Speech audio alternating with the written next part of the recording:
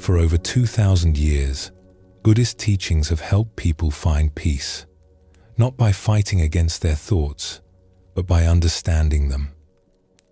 Tonight, we will go on a journey to learn how Zen Buddhism can calm the anxious mind.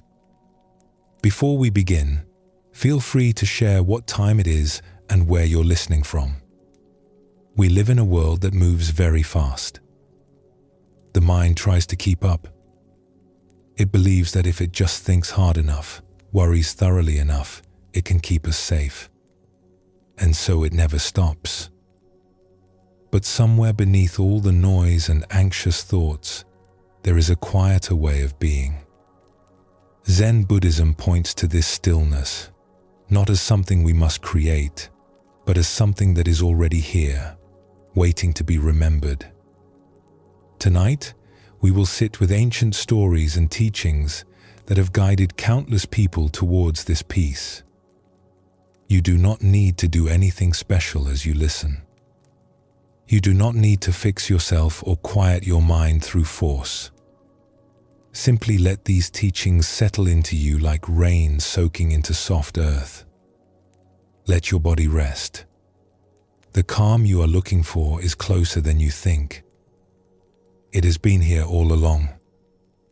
Relax, and let's begin our journey together.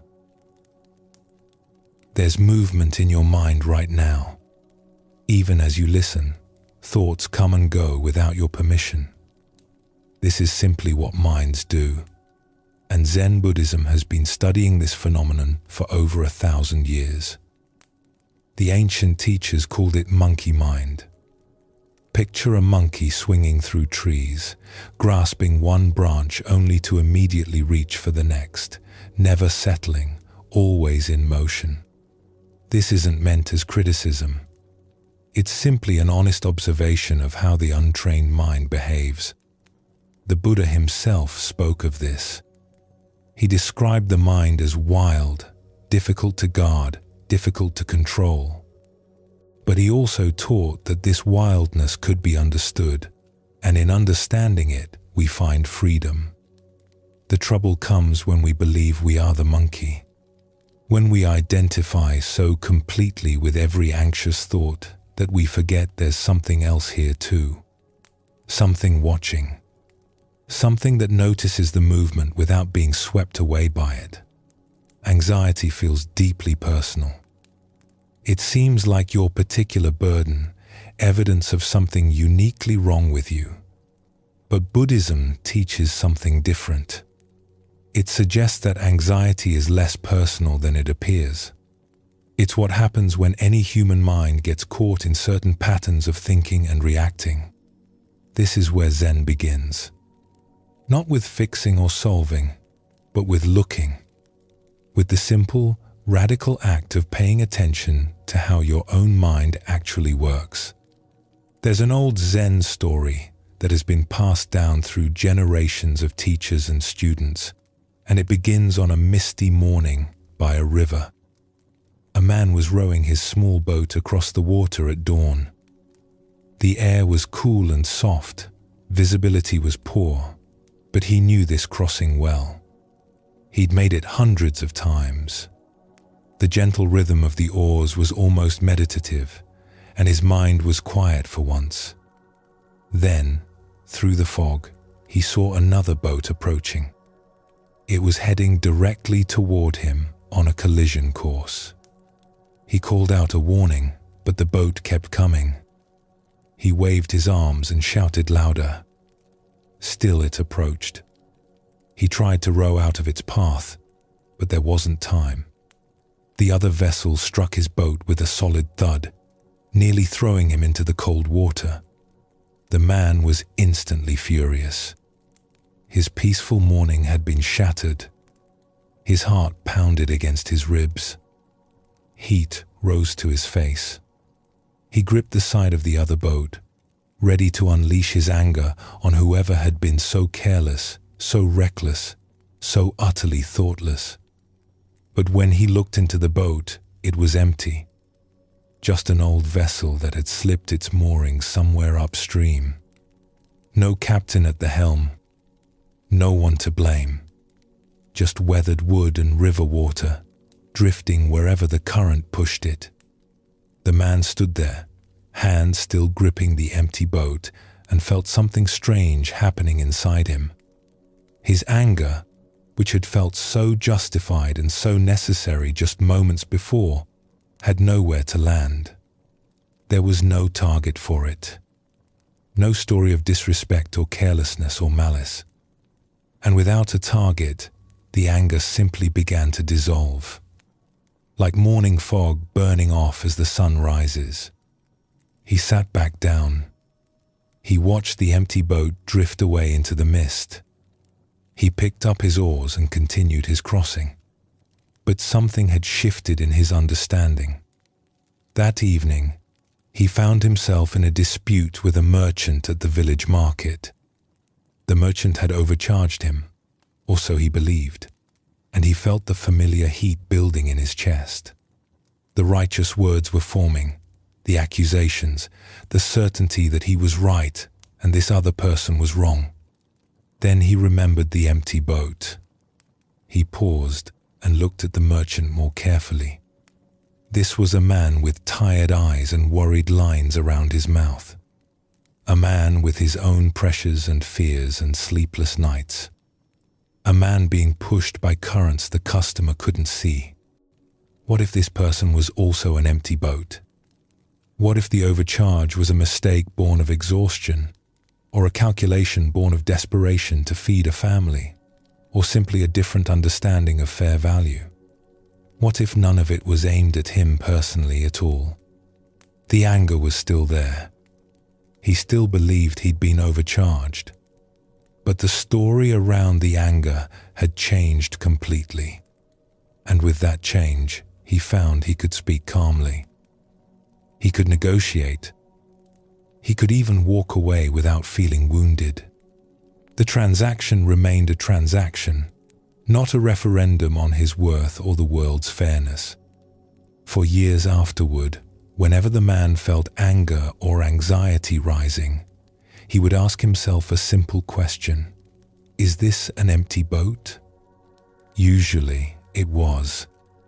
Buddhism teaches that so much of our suffering comes not from what happens, but from the stories we construct around what happens. The boat hitting us is just an event. Wood meeting wood. But our minds immediately want to know why, and who is responsible, and what this means, and whether it will happen again. We build elaborate narratives of blame and fear, and then we suffer from those narratives far more than we ever suffered from the original event. Anxiety works exactly this way. Something happens, some small uncertainty or discomfort, and the mind begins constructing stories. What if this means something terrible? What if I can't handle it? What if everything falls apart? The initial discomfort was real. That was the boat bumping into you. But the catastrophic tales that follow are stories, and Zen teaches that stories can be recognized as stories. They can be held more lightly. The practice isn't to stop having thoughts. That's impossible. The practice is to see thoughts as thoughts. To notice when you're building a story around an empty boat. And in that noticing, to find a little more space, a little more freedom, a little more choice in how you respond. But what happens when the thoughts won't stop? When anxiety isn't a passing visitor, but a constant presence, chattering in your ear from the moment you wake until you finally fall into restless sleep. A student once traveled many weeks to meet a Zen master who was known throughout the region for his extraordinary calm. This teacher had lived through wars. He had lost his monastery to fire, rebuilt it, and lost it again. He had buried students and friends. And yet everyone who met him spoke of a stillness that seemed to radiate from him like heat from a hearth in winter. The student arrived exhausted from his journey and agitated in his mind. He had spent the entire trip worrying about whether he would find the master, worrying about whether the master would see him, worrying about his family back home, his uncertain future, the state of the world, the state of his own heart. His mind had not been quiet for a single hour of the entire journey. He found the master sitting in a small garden behind a simple wooden building. The old man was watching a beetle make its way across a stone. Just watching, with what seemed like complete attention, as if this beetle's journey was the most interesting thing in the world. The student bowed and waited to be acknowledged. When the master finally looked up, his eyes were kind but penetrating. He gestured for the student to sit. "Teacher," the student began, the words tumbling out, "I've come to ask how to stop my anxious thoughts. They never leave me alone. I've tried forcing them away, and they only grow louder. I've tried ignoring them, and they wait until I'm still again. I've tried reasoning with them, arguing against them, proving them wrong with logic and evidence, but they always have a response. They're relentless. Please, tell me the secret to making them stop." The master listened without interrupting. When the student finished, there was a long silence. The beetle continued its journey. A bird called somewhere in the trees. Finally, the master spoke. "Bring me one of these anxious thoughts." The student hesitated. "I'm sorry? You say thoughts torment you. You speak of them as if they are enemies with swords surrounding you on all sides. Bring me one. Let me see it." "I can't bring you a thought," the student said, confused. "Thoughts aren't objects. They don't have form. They're just in my mind." "Ah," said the master. "So they have no form. They cannot be touched or held or weighed. Tell me, where do they come from?" The student considered this. It was not a question he had ever asked himself. "They just arise," he said slowly. "One moment my mind is relatively quiet, and then suddenly a worried thought is there. I don't choose to think it. It simply appears. And where do they go? When one thought ends and another begins, where does the first one go?" This question was even stranger. "I don't know. It fades, I suppose. It dissolves." The master nodded, as if this was exactly the answer he expected. "So these terrible thoughts that you have traveled weeks to escape have no physical form. They arise on their own, without your decision or consent. They dissolve on their own, also without your decision or consent. They come from nothing and return to nothing." He paused and picked up a fallen leaf from beside him. "What you describe sounds less like enemies with swords and more like leaves falling from a tree. The tree does not choose when each leaf will drop. The wind carries them where it will. Some land nearby, some blow far away, and then they decompose and become part of the soil again." "But they feel so real," the student protested. "When I'm caught in them, they feel like the most important thing in the world. They feel like truth." "Of course they do," the master said gently. "That is the nature of thoughts. They are very convincing. This is what gives them their power. A thought appears and announces itself as truth, as emergency, as something that must be addressed immediately. And because we believe this announcement, we give it our attention, our energy, our belief. We climb onto the thought like climbing onto a wild horse, and then we are surprised when it carries us somewhere we did not want to go. So how do I stay off the horse? The master smiled. First, you must see that it is a horse. Most people don't even know they've mounted. They are so identified with their thoughts that they don't realize there is any separation possible. The thought arises, and they become it completely. They are the anger. They are the fear. They are the worry. But there is separation possible? You are experiencing it right now, the master said. We have been sitting here talking for some time. During our conversation, how many anxious thoughts have passed through your mind? The student reflected honestly. There had been many. Worries about his family. Doubts about whether this teaching would help. Concerns about his long journey home. They had come and gone like weather. Many, he admitted. And yet you are still here. You were not carried away by any of them. You noticed them, perhaps, but you did not become them. You did not stand up and run home to check on your family. You did not storm away in doubt. The thoughts arose, and you let them pass, and you remained in this garden with this beetle and this old man. The student realized this was true. The thoughts had been there, but they had not consumed him. They had been more like sounds in the distance than commands he had to obey. The practice is not to stop thinking, the master continued. That is like trying to stop the wind. The practice is to stop believing that every thought requires your complete attention and identification. You are not your thoughts. You are that which is aware of thoughts. Do you understand the difference? I think so, the student said. But how do I remember this when the thoughts are very loud? You forget. And then you remember. And then you forget again. And then you remember again. This is the practice. It is not a destination you arrive at once and then stay forever.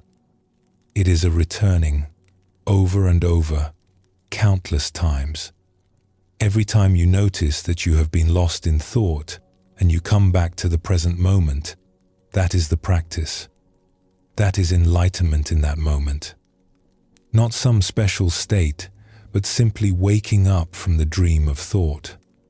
The student stayed with the master for 3 more days. They did not have many conversations. Mostly the student watched the old man go about his simple tasks, sweeping the garden, preparing tea, sitting in stillness as the morning light changed to afternoon and the afternoon faded into evening. And in that watching, the student began to understand. The master was not someone who never had thoughts. He was simply someone who had learned to let thoughts come and go without mounting every one like a wild horse. His peace was not the absence of a mind, but a different relationship to the mind he had. On the morning the student left, the master gave him a small gift, a smooth stone from the garden. When you find yourself caught in thoughts, the master said, hold this stone. Feel its weight, its temperature, its texture. Let it remind you that you are here, in this moment, in this body. The thoughts are just weather. You are the sky. There is another story, less famous but equally instructive, about a woman who came to practice at a small temple in the mountains. She was a potter by trade, and her hands knew the feel of clay better than they knew anything else. But her mind was another matter. It spun constantly with worries. Would her kiln fire properly? Would her pots sell at market? Was her daughter making good choices? Was her aging mother being cared for well enough? The questions never stopped, and they had worn grooves in her thinking like water wearing grooves in stone. The teacher at this temple was a woman herself, unusual for that time and place. She had a reputation for unconventional methods and for seeing directly into the hearts of her students. When the potter explained her troubles, the teacher simply nodded and said, "Good. You will work in the kitchen." The potter was confused. She had come for meditation, instruction, for wisdom, for some technique to quiet her racing mind. Instead, she was given vegetables to chop. For 3 days, she chopped vegetables. Carrots, onions, radishes, greens. Her hands, so skilled with clay, felt clumsy with the knife. And all the while, her mind continued its worried spinning. She thought about her business back home. She thought about whether this was a waste of time. She thought about what the teacher must think of her. She thought about thinking too much. On the 4th day, the teacher came into the kitchen and watched her work for a while. Then she asked a simple question. "When you are forming a pot on your wheel, what are you thinking about?" The potter paused, knife in mid-air. She considered the question honestly. "Nothing," she said finally. "When I am at the wheel, I am just at the wheel. My hands know what to do. I am not thinking about the pot. I am making the pot. And your worries? Where are they when you are at the wheel?" The potter realized something she had never noticed before. They're not there. When I am truly working the clay, there is no room for them. There is only the clay and my hands and the shape that is forming. The teacher smiled. "So you already know how to be free from the spinning mind. You have known for years. You simply didn't recognize it."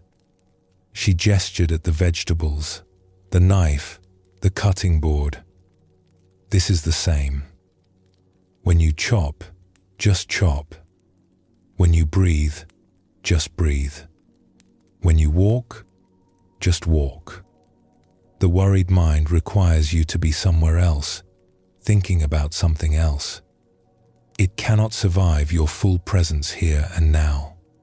The potter understood, but she had a practical concern. "I cannot spend my whole life at the potter's wheel or in a temple kitchen. I have to live in the world where there are real problems that need thinking about." "Of course," said the teacher. "The practice is not to never think. Thinking is useful. Planning is necessary. The practice is to know the difference between thinking that serves you and thinking that spins without purpose. When you are at your wheel, you think about the pot. When you are selling at market, you think about prices and customers. This is natural thinking, thinking that belongs to the moment. But when you are at your wheel thinking about the market, or at the market thinking about your mother, or with your mother thinking about your kiln, then you are nowhere at all. You are lost in the spinning." She picked up a carrot and handed it to the potter. "Start here. 1 vegetable, 1 cut, 1 breath.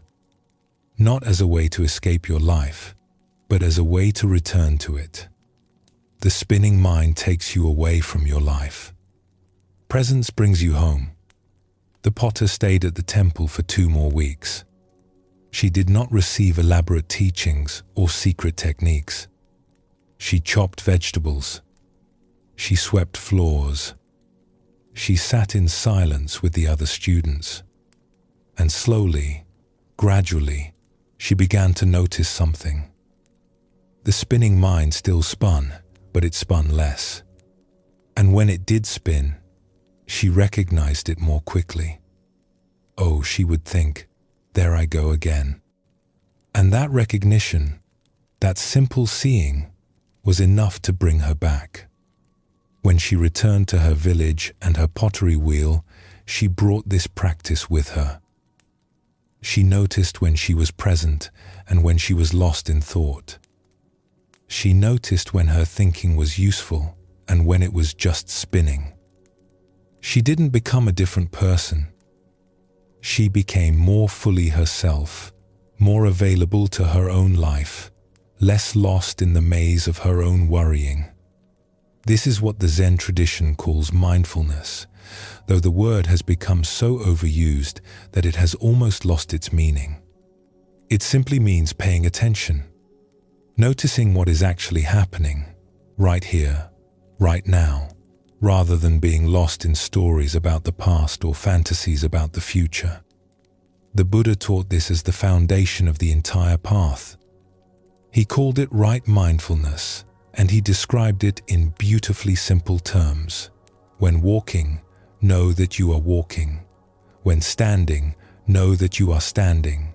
When sitting, know that you are sitting. When lying down, know that you are lying down. This sounds almost too simple to be useful, and yet most of us spend most of our lives doing the opposite.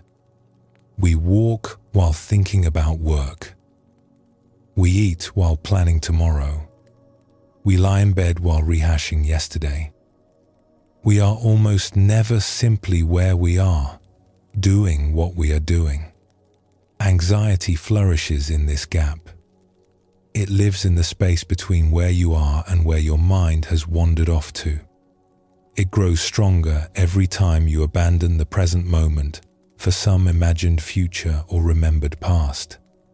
But when you are fully here, fully present, anxiety has nowhere to take root. Not because you've solved all your problems or eliminated all uncertainty, but because you've stepped out of the mental storytelling that amplifies fear into something overwhelming. This is where we begin the journey of calming the anxious mind. Not with techniques for conquering fear, but with something gentler and more fundamental. With seeing. The Buddha taught that right understanding is the foundation of the path. Before we can walk toward peace, we must see clearly where we are and how we got here. This means looking honestly at how the mind creates its own suffering. Your restless mind is not your enemy. It evolved over millions of years to keep you alive, to scan for threats, to anticipate problems, to imagine future dangers so you could prepare for them. This was useful when threats were immediate and physical, when a moment's inattention could mean death. But now the threats have changed. They are abstract, complex, often imaginary. Financial worries, social fears, existential anxieties about meaning and mortality. The mind, still running its ancient software, treats all of these as emergencies. It sounds the alarm constantly, not because you are in danger, but because that is what it evolved to do. Zen practice does not ask you to silence this mind. That would be like asking a bird not to fly or water not to flow. Instead, it invites you to understand the mind, to see its patterns clearly, and to discover that you are not identical to those patterns. The thoughts will continue. The monkey will keep swinging. But you can learn to watch without being caught. You can learn to listen without obeying. You can learn, as that old master taught, that you are the sky and thoughts are just weather passing through. There is a traditional saying in Zen, "Before awakening, I chopped wood and carried water. After awakening, I chop wood and carry water." The activities don't change. Life doesn't become something other than what it is. But the relationship shifts. You are no longer lost in the dream of thought. You are present for your own life. This is what we are cultivating here. Not a special state of permanent bliss. Not freedom from ever having another anxious thought. Simply a clearer seeing, a lighter holding, a recognition that thoughts are thoughts and you are you. And in that recognition, there is peace. Not the peace of silence, but the peace of understanding. This is enough for now. We have taken the first step together. We've looked at the restless mind with curiosity instead of judgment. We've met the empty boat and seen how our stories multiply our suffering. We've learned from the old master that thoughts are not commands, that they arise and pass like leaves on the wind, and that we can watch them without becoming them. In what follows, we will go deeper. We will explore the art of stillness and the gentle practice of letting go. We will discover how the present moment can become a refuge from anxiety's grip. We will learn what the Buddha meant when he taught that impermanence is not something to fear, but something that sets us free. But for now, rest with what is.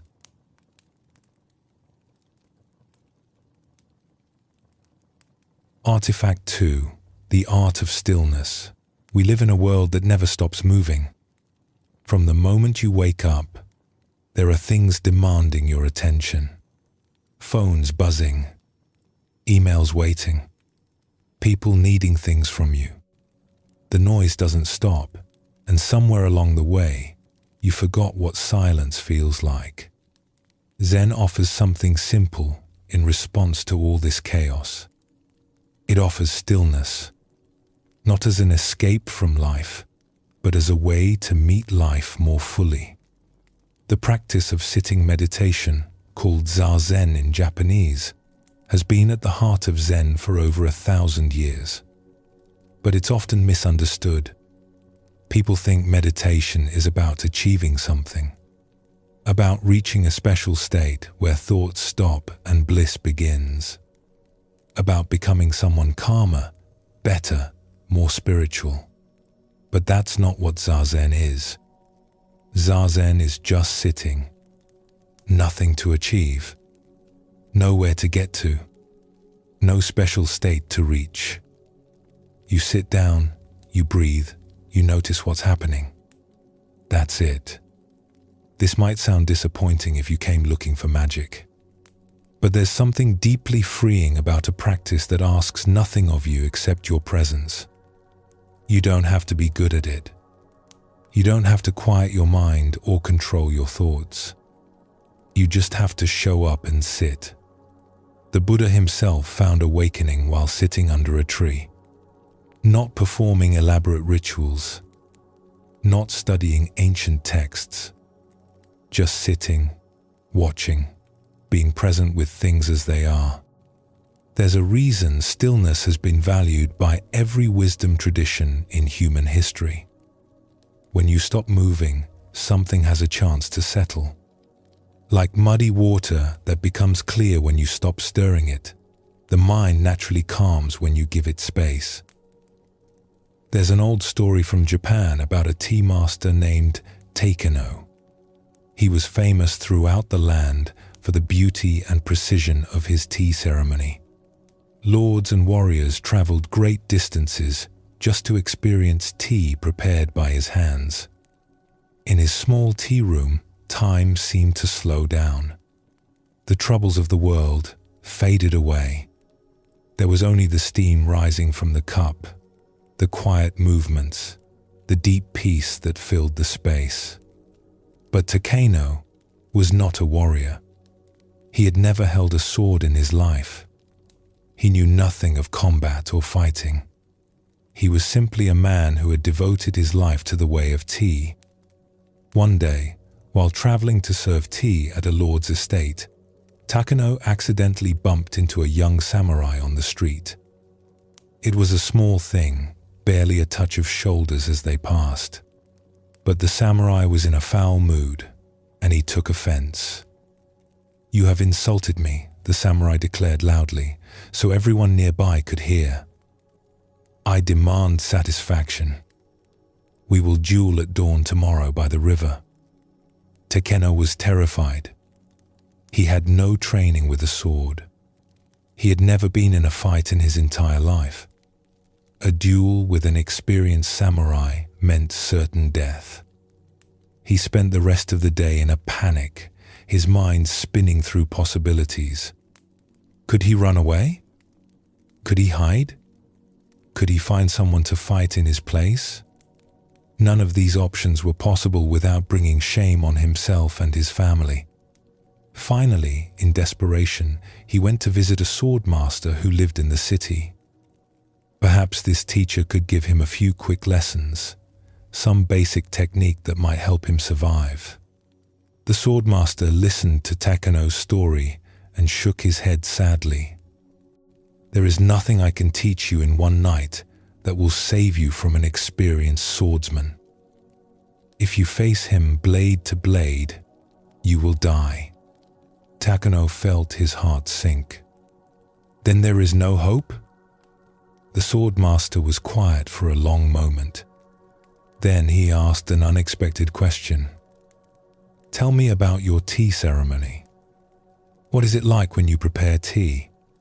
Takeno was confused by the question, but he answered honestly. When I prepare tea, everything else falls away. There is no past or future.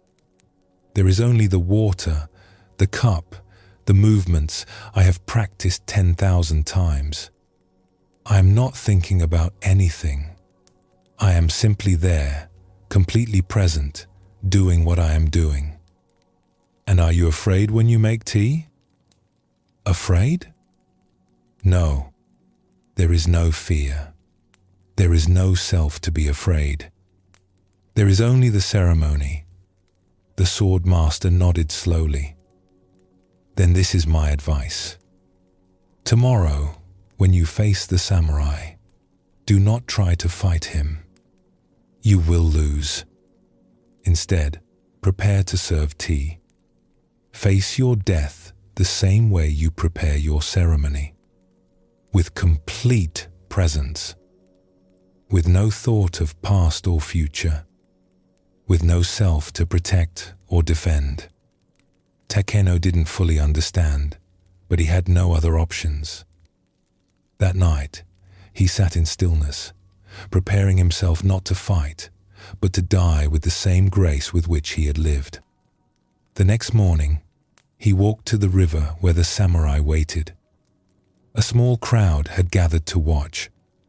The samurai drew his sword and took his fighting stance, ready to strike. Takeno removed his outer robe calmly, folding it with the same care he would use in his tea room. He placed it neatly on the ground. Then he straightened his remaining clothes, smoothing them slowly, deliberately, as if he had all the time in the world. He looked at the samurai. There was no fear in his eyes, no anger, no desperation, just the same quiet presence he brought to every tea ceremony.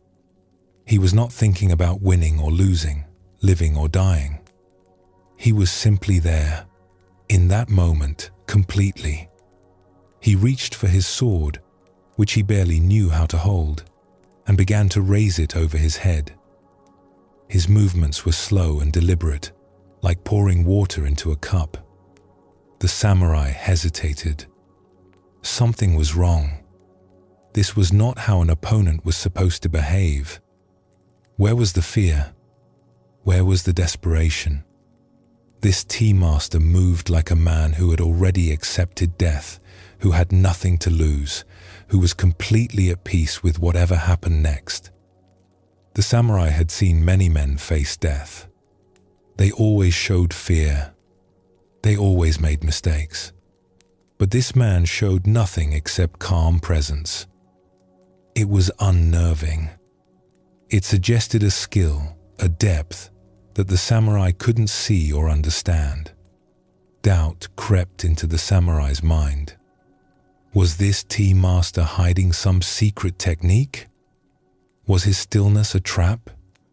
Long moments passed. Neither man moved. The crowd held its breath. Finally, the samurai lowered his sword. "I withdraw my challenge," he said quietly.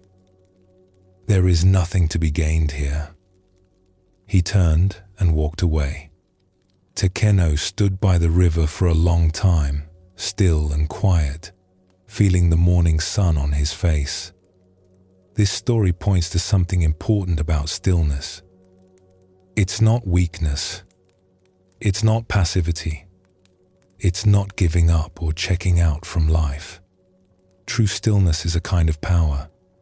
When you are fully present, fully grounded in this moment, you become very hard to push around. The samurai was skilled at fighting fearful opponents. He knew how to exploit their panic, their mistakes, their scattered attention. But he had no idea how to fight someone who wasn't afraid, someone who was simply present. Anxiety scatters us. It pulls our attention in a dozen directions. It makes us weak by making us fragmented. But presence gathers us back together. It gives us access to our full strength, our full clarity, our full capacity to respond. The Zen teacher Shunryu Suzuki, who brought Zen to America in the 1960 seconds, used to say, "In the beginner's mind, there are many possibilities. In the expert's mind, there are few." This points to the same truth. When we approach life with stillness and openness, without our fixed ideas about how things should go, we become more flexible, more adaptable, more alive. Takeno survived not because he learned to fight, but because he learned something more fundamental. He learned that the presence he cultivated in his tea room was available everywhere, even facing death, even in the most terrifying moment of his life. He didn't become a warrior that day. He remained exactly who he was, a tea master, a man of peace. But he discovered that peace itself was a kind of strength that warriors don't understand. This is what meditation practice offers.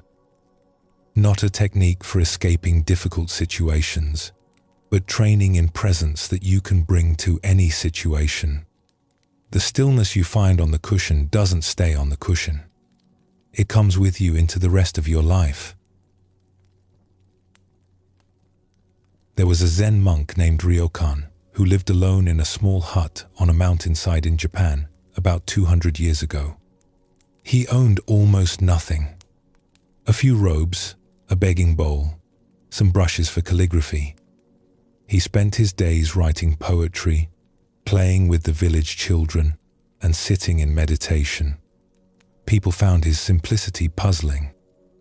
He was a brilliant man, educated and talented, from a wealthy family. He could have had status and comfort. Instead, he chose a leaky hut and a life of poverty. One autumn night, a terrible storm came to the mountain. The wind howled and rain poured down in sheets. The roof of Ryokan's hut began to leak in a dozen places. Water dripped onto his sleeping mat, onto his few books, onto the floor. The wind found every crack in the walls and filled the tiny space with cold. A visitor who had been caught on the mountain by the storm took shelter with Ryokan that night. He expected to find the monk miserable, scrambling to protect his belongings, cursing his bad luck. Instead, he found Ryokan sitting calmly in the corner of his hut, wrapped in his thin robe, watching the storm through the gaps in his walls. "Aren't you upset?" the visitor asked. "Your home is being destroyed. Everything is getting wet." Ryokan smiled. "The storm is doing what storms do. Should I be angry at the rain for being wet? Should I shout at the wind for blowing? But what will you do? Right now, I am watching a storm. It is quite beautiful, actually. Listen to how the wind sounds in the trees. Look at how the lightning makes everything bright for a moment." The visitor was amazed. He had never met anyone who could sit so peacefully in the middle of chaos. "But tomorrow," the visitor pressed, "when the storm is over, You'll have to repair your roof, dry your things. Tomorrow I will do what tomorrow requires, Ryokan said. But that is tomorrow. Right now, there is only this storm, this moment, this breath. Why would I ruin this moment by worrying about the next one? They sat together through the night. The visitor, despite the cold and wet, found himself strangely peaceful. Something about Ryokan's calm was catching, like warmth from a fire. When morning came and the storm had passed, the visitor helped Ryokan patch his roof. The work was simple and even pleasant. The sun was out, the air was fresh, and they worked in companionable silence. As the visitor prepared to leave, he asked Ryokan one more question. How do you do it? How do you stay so calm when everything is falling apart around you? Ryokan thought for a moment. The storm is outside, he said finally. But in here, he touched his chest, it is always still. I have learned to live from here, from this quiet place. The world can rage all it wants. It cannot touch what is deepest in me. The visitor carried those words with him for the rest of his life. Years later, when he faced his own storms, he would remember that leaky hut, that calm monk, that simple teaching. The storm is outside. Inside, it is always still. Ryokan was not pretending the storm wasn't happening. He wasn't using positive thinking to convince himself everything was fine. His roof really was leaking. His things really were getting wet. He would really have work to do when morning came. But he understood something that most of us miss. Suffering comes not from the storm itself, but from our argument with the storm. From our insistence that this shouldn't be happening. From our mental time travel into tomorrow's problems while we're still in today. The rain was just rain. The wind was just wind. His mind was the thing that could turn rain into disaster, wind into tragedy. And his mind was also the thing that could simply let rain be rain. This is what Buddhist teachers mean when they talk about acceptance. Not resignation, not giving up, but stopping the war with reality.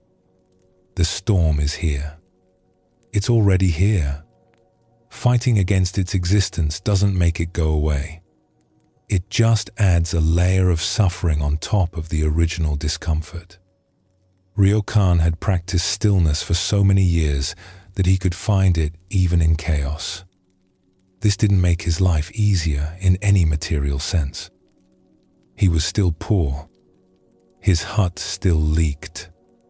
But he had found something that poverty couldn't touch and storms couldn't shake. This is what all the meditation masters point to. There is a stillness inside you that cannot be disturbed by circumstances. It's not something you have to create or achieve. It's already there, waiting to be noticed. When you sit in meditation, you're not building this stillness. You're uncovering it. Layer by layer, you let go of the noise and activity and worry, and what remains is a quiet that was there all along. The Buddhist tradition calls this our true nature. It's not something special that only monks and masters possess. It's what you are, underneath all the doing and thinking and worrying. The clouds may cover the sky, but the sky is always there. The waves may churn on the surface, but the ocean depths remain calm. You've probably touched this stillness before, even if you didn't have a name for it. Maybe it was a moment in nature when everything suddenly felt peaceful and right. Maybe it was holding a sleeping child and feeling time stop. Maybe it was a moment of deep focus when the busy mind finally fell quiet. These moments show you what's always available. The practice of meditation just helps you find your way there more reliably, more often, eventually even in the middle of a storm. There's a common misunderstanding about meditation that's worth addressing. Many people believe that good meditation means having no thoughts. They sit down, thoughts arise, and they think they're doing it wrong. But the Zen masters are very clear about this. The point is not to stop thinking. The point is to change your relationship with thinking. Thoughts will come. That's the nature of having a brain. The question is, do you get swept away by every thought, or can you let thoughts pass like clouds while you remain still? Imagine you're sitting by a river, watching the water flow by. Leaves and sticks float past. You see them, you notice them, but you don't jump in and try to grab each one. You just watch. The river keeps flowing. You stay on the bank. This is how to be with thoughts. They flow through your mind like a river. You don't have to stop the flow. You just don't have to jump in. Sometimes the river is calm and clear. Sometimes it's wild and muddy. Either way, you can sit on the bank and watch. The stillness isn't about what's happening in the river. It's about where you're sitting. The world will keep moving. Phones will keep buzzing. People will keep needing things from you. Nothing we've talked about will change that. But you can change. You can learn to carry stillness with you even when everything around you is in motion. Like Takeno facing the samurai. Like Ryokan sitting in the storm. You can find that place inside where it's always quiet, and you can learn to live from there. This doesn't mean becoming passive or withdrawn. The most peaceful people are often the most effective. When you're not wasting energy on anxiety and distraction, you have more to give. When you're fully present, you see more clearly and respond more wisely. Stillness is not the opposite of action. It's the ground from which right action arises. Think about the most effective people you know. Not the busiest ones, but the ones who actually get things done well. Often, there's a quality of calm about them. They're not rushing around in a panic. They're not scattered and frantic. They move with purpose and presence. This is what the Buddhist tradition calls wise action. It comes from stillness, not from agitation. When you're calm, you see the situation clearly. You respond to what's actually happening, not to your fears about what might happen. You don't waste energy on worry or distraction. Everything goes where it's needed. The anxious mind tells you that you need to worry in order to be prepared. That if you stop being vigilant for one moment, something terrible will slip past your defenses. But this is a lie. Worry is not preparation. It's just suffering in advance. True preparation comes from presence, from seeing clearly, from being grounded enough to respond to what actually arises instead of fighting imaginary battles in your head. We began by talking about a world that never stops moving. But here's what the Zen masters discovered. You don't need the world to stop. You just need to stop yourself, even briefly, even for a few breaths. In that stopping, something settles. In that settling, something opens. In that opening, you remember what you already are. Not the busy person running from task to task. Not the worried mind spinning through problems. But the stillness underneath all of that.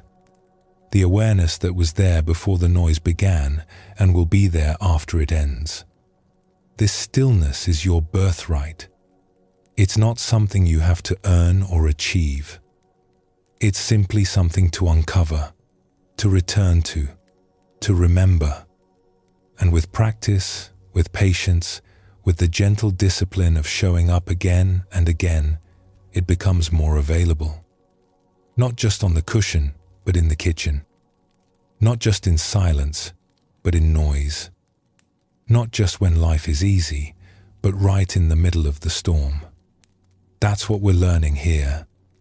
That's what all of this is pointing to. You carry peace with you already. You just have to remember where you put it. Take a breath and feel your body resting. Let that be enough for now.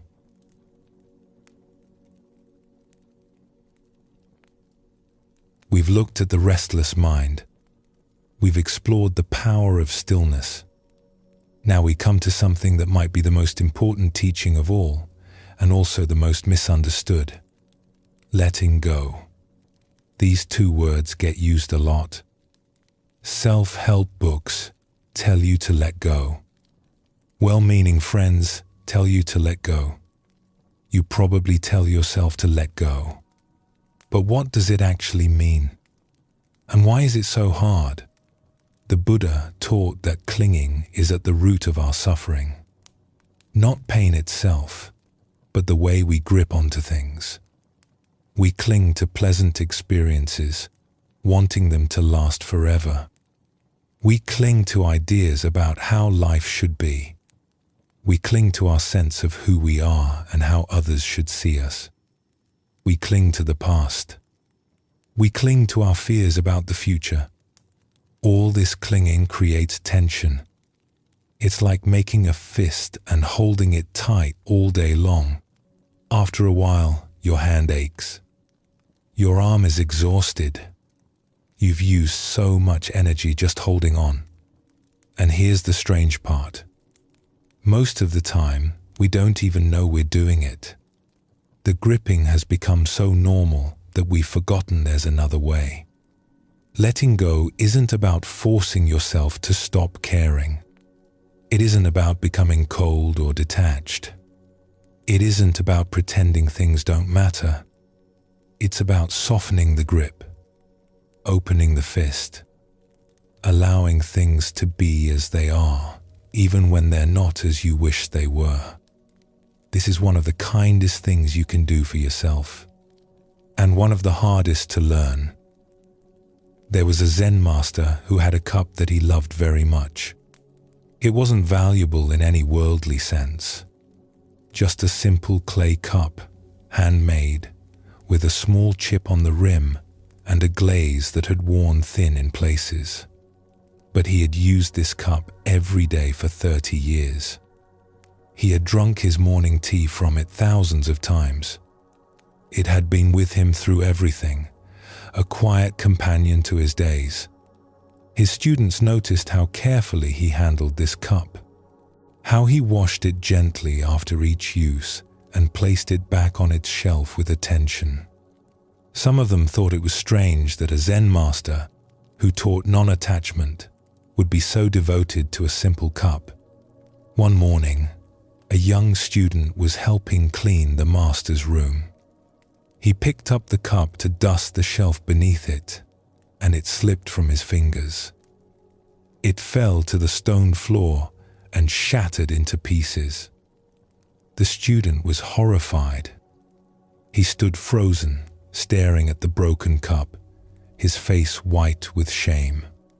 He had destroyed the master's most treasured possession. He didn't know what to say. He couldn't even look up when he heard the master enter the room. There was a long silence. The student waited for anger, for disappointment, for some kind of punishment. He could hear his own heart beating. Then the master knelt down beside him and began picking up the pieces, one by one, carefully, almost tenderly. "I'm so sorry," the student finally managed to say. "I know how much this cup meant to you. I was careless. I've ruined something irreplaceable." The master looked at him with gentle eyes. "You haven't ruined anything," he said. "You've just shown me what was always true." "What do you mean?" The master held up one of the broken pieces, turning it in the light. From the very first day I received this cup, it was already broken. Do you understand? Everything that can break will break. Everything that can end will end. This isn't sad news. This is simply the truth of how things are. He set the piece down with the others. I loved this cup, he continued. I still love it. But I never made the mistake of thinking it would last forever. Every morning when I drank from it, I knew it might be the last time. This didn't take away from my enjoyment. It made it deeper. I was fully present with the cup because I knew our time together was borrowed. The student was quiet, taking this in. The cup was always going to break, the master said. Today, tomorrow, next year, 100 years from now. What difference does it make? What matters is that I appreciated it while it was whole. What matters is that I didn't waste our time together worrying about losing it. He smiled at the student. And now a new teaching begins. How to appreciate the memory of the cup. How to let go of what is gone. How to find peace with empty hands. He stood up slowly and looked at the empty space on the shelf where the cup had always sat. Clean up these pieces carefully, he said.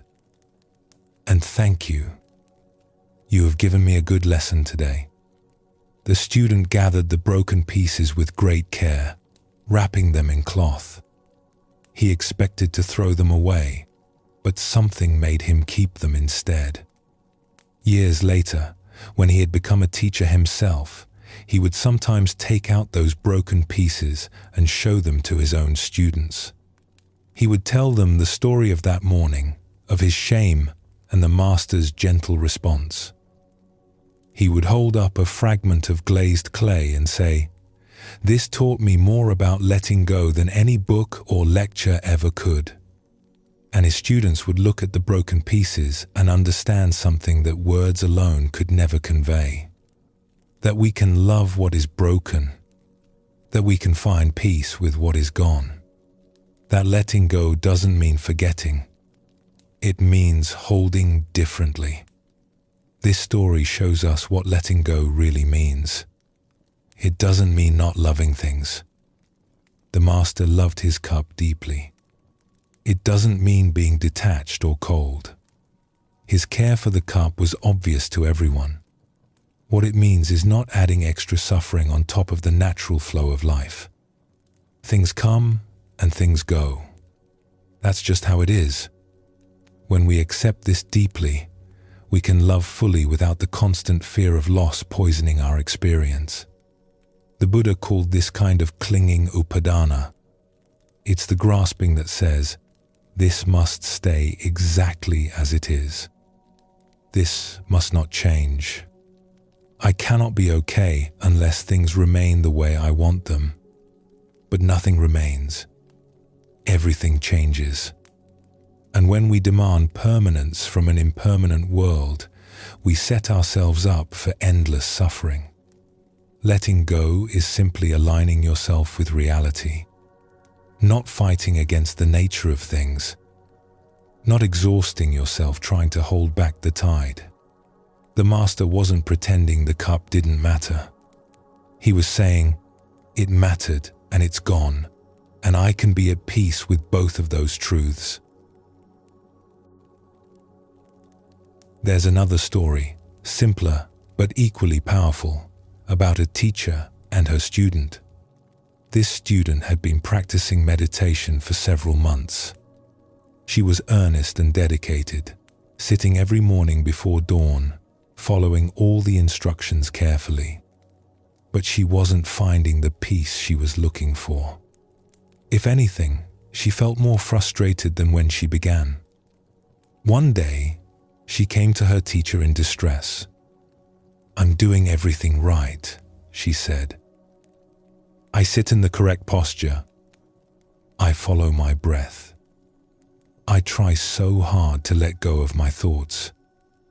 But nothing is working. My mind is just as busy as ever. I feel like I'm failing at this." The teacher listened quietly. Then she asked the student to hold out her hand. The student did so, palm up. The teacher placed a small stone in the student's palm. "Close your hand around this," she said. "Hold it tightly." The student made a fist around the stone. "Now, I want you to let go of the stone." The student opened her hand.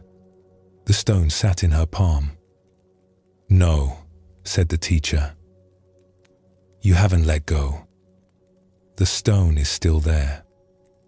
The student was confused, but I opened my hand. I stopped gripping. "Yes, you stopped gripping." But letting go isn't just about opening your fingers. Turn your hand over. The student turned her hand palm down. The stone fell to the ground. "That is letting go," said the teacher. "It's not just releasing your grip. It's allowing things to fall away completely. It's not holding on with one hand while pretending to release with the other." She looked at the student kindly. "You say you are trying hard to let go of your thoughts. But trying hard and letting go are opposites. You cannot force yourself to release something. The effort itself is a kind of gripping." The student sat with this for a moment. "So, what do I do?" "Stop trying to let go. Just let go. There's a difference. When a leaf falls from a tree, it doesn't try to fall. It just falls. When you exhale, you don't try to release the breath. You just release it." She picked up the stone and handed it back to the student. "Practice with this. Hold it. And then simply let it go. Don't think about letting go. Don't make a project of letting go. Just open your hand and let what falls, fall." The student took the stone home and practiced just as her teacher suggested. She would hold the stone, feel its weight, notice her grip, and then she would simply turn her hand over and let it drop. At first, it felt too simple. She kept waiting for some deeper technique, some secret teaching that would make everything click. But her teacher just told her to keep practicing with the stone. After a few weeks, something started to shift. She noticed that the act of releasing the stone was beginning to echo through her practice. When a thought arose during meditation, she found herself able to let it go the same way she let go of the stone. Not fighting it, not pushing it away, just allowing it to fall from her awareness naturally. She realized that all her striving had been another form of holding. She had been gripping her idea of what meditation should feel like, what progress should look like, what peace should feel like. And all that gripping was the very thing preventing her from finding what she sought. One morning, she came to her teacher with tears in her eyes, but they were tears of relief. "I finally understand," she said. "I was holding on to letting go. I was trying to achieve non-attachment. The contradiction was right there all along, but I couldn't see it." Her teacher smiled. "And now? Now I just sit. Thoughts come and I let them go. Feelings come and I let them go. I'm not trying to get anywhere. I'm just here." "Good," said the teacher. "You have learned the lesson of the stone." This teaching points to something important. Letting go is not another thing to do. It's not a task to accomplish or a goal to achieve. It's more like an allowing, a softening, a stopping of the effort to hold on. We make it so complicated. We think we need special techniques, the right words, the perfect moment. But letting go is the most natural thing in the world. We do it every time we exhale. We do it every time we fall asleep. We do it every time we set something down. The problem is that we've forgotten how natural it is. We've gotten so used to gripping that releasing feels strange, even frightening. What am I without my worries? Who am I if I'm not holding on to my stories, my grievances, my fears? These questions can feel threatening. But here's what the Zen masters discovered. What remains when you let go is not emptiness. It's freedom. It's space. It's the chance to be fully here, unburdened by everything you were carrying. Let's talk about what we actually hold on to, because it's not usually what we think. We think we're holding on to people, situations, things. We think if we just grip hard enough, we can keep them from changing or leaving or ending. But really, we're holding on to our ideas about these things, our expectations, our demands that reality be a certain way. There's a Zen saying, "The finger pointing at the moon is not the moon." We get so attached to our ideas about things that we forget the ideas are not the things themselves. We fall in love with the map and forget about the territory. A mother clings to her idea of who her child should become. When the child grows into someone different, she suffers. Not because her child is wrong, but because reality doesn't match her picture. She's clinging to a map while the actual territory has gone somewhere beautiful she never imagined. A man clings to his idea of what a successful career looks like. When his path takes an unexpected turn, he suffers. Not because the new path is bad, but because it's not what he had imagined. He's still carrying an old map while standing in new and potentially wonderful country. We cling to the idea that we should be further along by now, that life should be easier, that people should treat us differently, that we shouldn't have to feel this way. All these shoulds, all these demands, they're the real source of our gripping. And they're all in our minds. They're not in reality. Reality is just doing what it does. We're the ones arguing with it. This is what Buddhist teachers mean when they talk about the difference between pain and suffering. Pain is inevitable. Bodies get sick. Hearts get broken. People we love go away. That's the nature of human life, and no amount of spiritual practice will change it. But suffering, the Buddha taught, is optional. Suffering is what we add on top of pain through our resistance, our demands, our insistence that things should be other than they are. Pain is the wound. Suffering is picking at the wound, refusing to let it heal, making it worse with our constant attention and upset. When we let go of our demands, we don't let go of the pain. We let go of the suffering. We allow the wound to be a wound, to heal in its own time, without adding more damage through our struggle against it. Letting go, then, is mostly an inner movement. It's releasing the ideas, the expectations, the demands. It's allowing reality to be what it is, without requiring it to be something else first. This doesn't mean you become passive or stop working toward things you care about. The Buddha was very active. He walked hundreds of miles. He taught for 45 years. He helped countless people. But he wasn't attached to outcomes. He did what he could, and he let go of the rest. This is the middle path. Not pushing and forcing and demanding. Not giving up and withdrawing and going numb, but engaging fully with life while holding it all lightly. There's a practice in Buddhism called metta, usually translated as loving kindness. It involves silently repeating phrases of goodwill toward yourself and others. May you be happy. May you be peaceful. May you be free from suffering. At first glance, this might not seem related to letting go, but there's a deep connection. When you practice metta towards someone you're struggling with, you're letting go of your grievance. You're releasing the grip of resentment. You're not saying what they did was okay. You're just choosing not to carry the burden of anger anymore.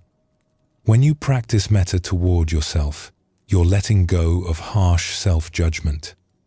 You're releasing the idea that you need to be perfect to be worthy of kindness. You're putting down the weight of shame and self-criticism. Letting go, at its heart, is an act of kindness. It's kind to yourself because you stop suffering unnecessarily. It's kind to others because you stop demanding they be different than they are. The tight fist of clinging helps no one. It doesn't change the past. It doesn't control the future. It just makes your hand hurt. But when you open your hand, when you let what needs to fall away, something beautiful becomes possible. Compassion flows more freely.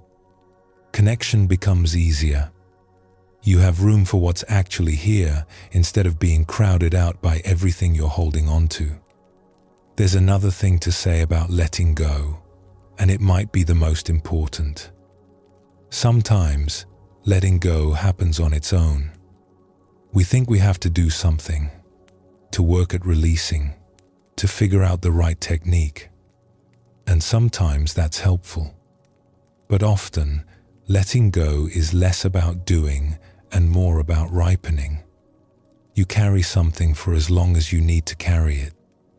And then one day, without any special effort, you notice it's not so heavy anymore. The grief has softened. The anger has faded. The fear has loosened its grip. You didn't force this to happen. You just lived. You kept breathing, kept sitting, kept paying attention. And in that patient presence, something completed itself. I think of a woman I heard about who had carried resentment toward her father for 30 years. He had been cold and distant when she was growing up, and she had spent decades wishing he had been different, wishing she had received the love she needed. She tried to let go. She really tried. She read books about forgiveness. She went to therapy. She wrote letters she never sent. But the resentment stayed, like a stone in her chest. Then one day, visiting her father in the nursing home where he now lived, lost in dementia, not even recognizing her face, something shifted. She looked at this frail old man who couldn't remember her name, and suddenly the whole story just fell away. Not because she decided to let go, not because she performed some technique, but because she was finally ready. The fruit was ripe, and it fell from the tree. She wept for a long time that day. Not from grief or anger, but from relief. 30 years of carrying something, and now her hands were empty. She could finally put it down. This is why gentleness matters so much. If you beat yourself up for not letting go fast enough, you're just adding more tension, more gripping, more to eventually release. But if you can be kind to yourself, patient with yourself, trusting that things unfold in their own time, then letting go becomes more like a natural process and less like a battle. The Zen tradition speaks of practice as a kind of gardening. You prepare the soil, you plant seeds, you water and weed and wait, but you don't force the flowers to bloom. They bloom when they're ready. Your job is just to create the conditions. Letting go is like that. You create the conditions through practice, through awareness, through kindness toward yourself. And then you trust the process. Some things will release quickly. Others will take years. That's okay. You're not on anyone else's schedule. You're not in a race. You're just walking your path, one step at a time, letting go of what you can, trusting that the rest will follow when the time is right. We started this by talking about clinging and the suffering it creates. But let us end somewhere gentler. Letting go is not about becoming someone who doesn't care. The Zen masters cared deeply. The Buddha's whole life was devoted to helping others. Compassion flows through all these teachings like water through a river. What you're releasing is not your capacity to love. You're releasing the fear that makes love into grasping.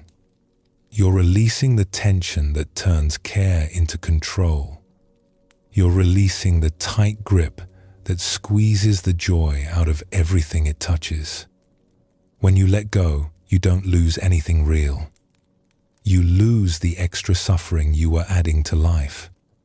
You lose the exhaustion of constant gripping. You lose the burden of demanding that everything stay the same forever.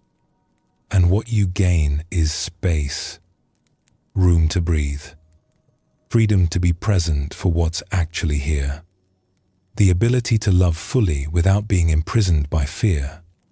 The master loved his cup more after he understood it would break someday. The student found peace only when she stopped trying so hard to achieve it. This is the paradox of letting go.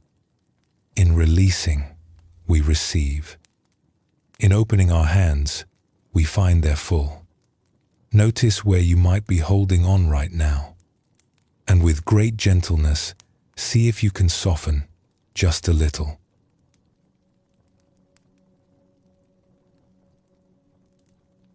There is a simple truth at the heart of Buddhist teaching that can change everything once you really understand it. Anxiety cannot exist in the present moment. It seems to exist here. It feels like it's happening now. But if you look closely, you'll find that anxiety is always about somewhere else, some other time, some imagined future or remembered past. Think about the last time you felt anxious. What was your mind doing? Almost certainly, it was somewhere other than where your body was. It was rehearsing a conversation that hadn't happened yet, or replaying one that was already over. It was imagining worst-case scenarios, building elaborate mental movies of disasters that might never come. It was time traveling, leaving the present moment behind while your body sat there alone, heart racing, palms sweating, responding to something that wasn't actually happening. This is how anxiety works. It hijacks your attention and carries it away from here and now, from this breath and this moment, into territories that exist only in your mind. And as long as you follow it there, as long as you believe that the imagined future is real and demands your immediate attention, anxiety will continue to run your life. But there's good news hidden in this understanding. If anxiety lives in the future and the past, then the present moment is a refuge. It's a place anxiety cannot follow you if you truly arrive there. Not a future present that you're imagining, not a memory of a past present, but this one, right here, right now, as your eyes move across these words and your lungs draw breath. The Zen masters understood this deeply, and they developed practices specifically designed to help us return to the present moment again and again. They knew that presence isn't a destination you arrive at once and then stay forever. It's more like a home you keep coming back to, a refuge you can always find when you remember to look for it. There is perhaps no Zen story more famous than the tale of the man, the tiger, and the strawberry. It has been told for centuries, passed from teacher to student, across countless generations, because it captures something essential about what it means to be fully present, even in the most terrifying circumstances. A man was walking through the forest when he heard a rustling in the brush behind him. He turned and saw a tiger emerging from the trees, eyes fixed on him, muscles tensing for the chase. The man did what anyone would do. He ran. He ran as fast as his legs could carry him, crashing through branches and leaping over roots, his heart pounding so hard he could hear nothing else. The tiger pursued him, getting closer with every stride. The man could hear its breath now, could almost feel the heat of it on his back. Then the forest ended abruptly at the edge of a cliff. The man skidded to a stop, sending pebbles cascading down into the void below. He looked back at the tiger, now just 20 paces away and closing. He looked down at the cliff, a sheer drop into rocky darkness. There was nowhere to go. But then he noticed a thick vine growing over the edge of the cliff, snaking down into the mist below. Without thinking, he grabbed the vine and swung himself over the edge, beginning to climb down as quickly as he could. The tiger arrived at the top and paced back and forth, growling in frustration but unable to follow. The man breathed a momentary sigh of relief. But then he looked down and saw something that turned his blood cold. At the bottom of the cliff, barely visible through the mist, another tiger waited. It had heard the commotion and come to investigate, and now it sat there patiently, looking up at him, knowing that eventually he would have to come down. So there he hung, suspended between two tigers, clinging to a vine over an abyss. And then, as if his situation weren't desperate enough, he heard a small sound above him. He looked up and saw two mice, one white and one black, gnawing at the vine where it attached to the cliff top. With each bite, the vine frayed a little more. It was only a matter of time before it gave way entirely. The man closed his eyes. Tiger above, tiger below, mice chewing through his only lifeline. There was absolutely nothing he could do. No escape, no solution, no way out. This was it. And then, when he opened his eyes, he noticed something he had missed before. Growing from a crack in the cliff face, just within reach of his hand, was a single wild strawberry plant. And on it, one perfect red strawberry, glistening with morning dew. He looked at the tiger above. He looked at the tiger below. He felt the vine tremble as the mice continued their work. And then he reached out, plucked the strawberry, and put it in his mouth. How sweet it tasted. The story ends there. We don't know what happened next. Perhaps the vine broke and the man fell. Perhaps one of the tigers lost patience and found a way down the cliff.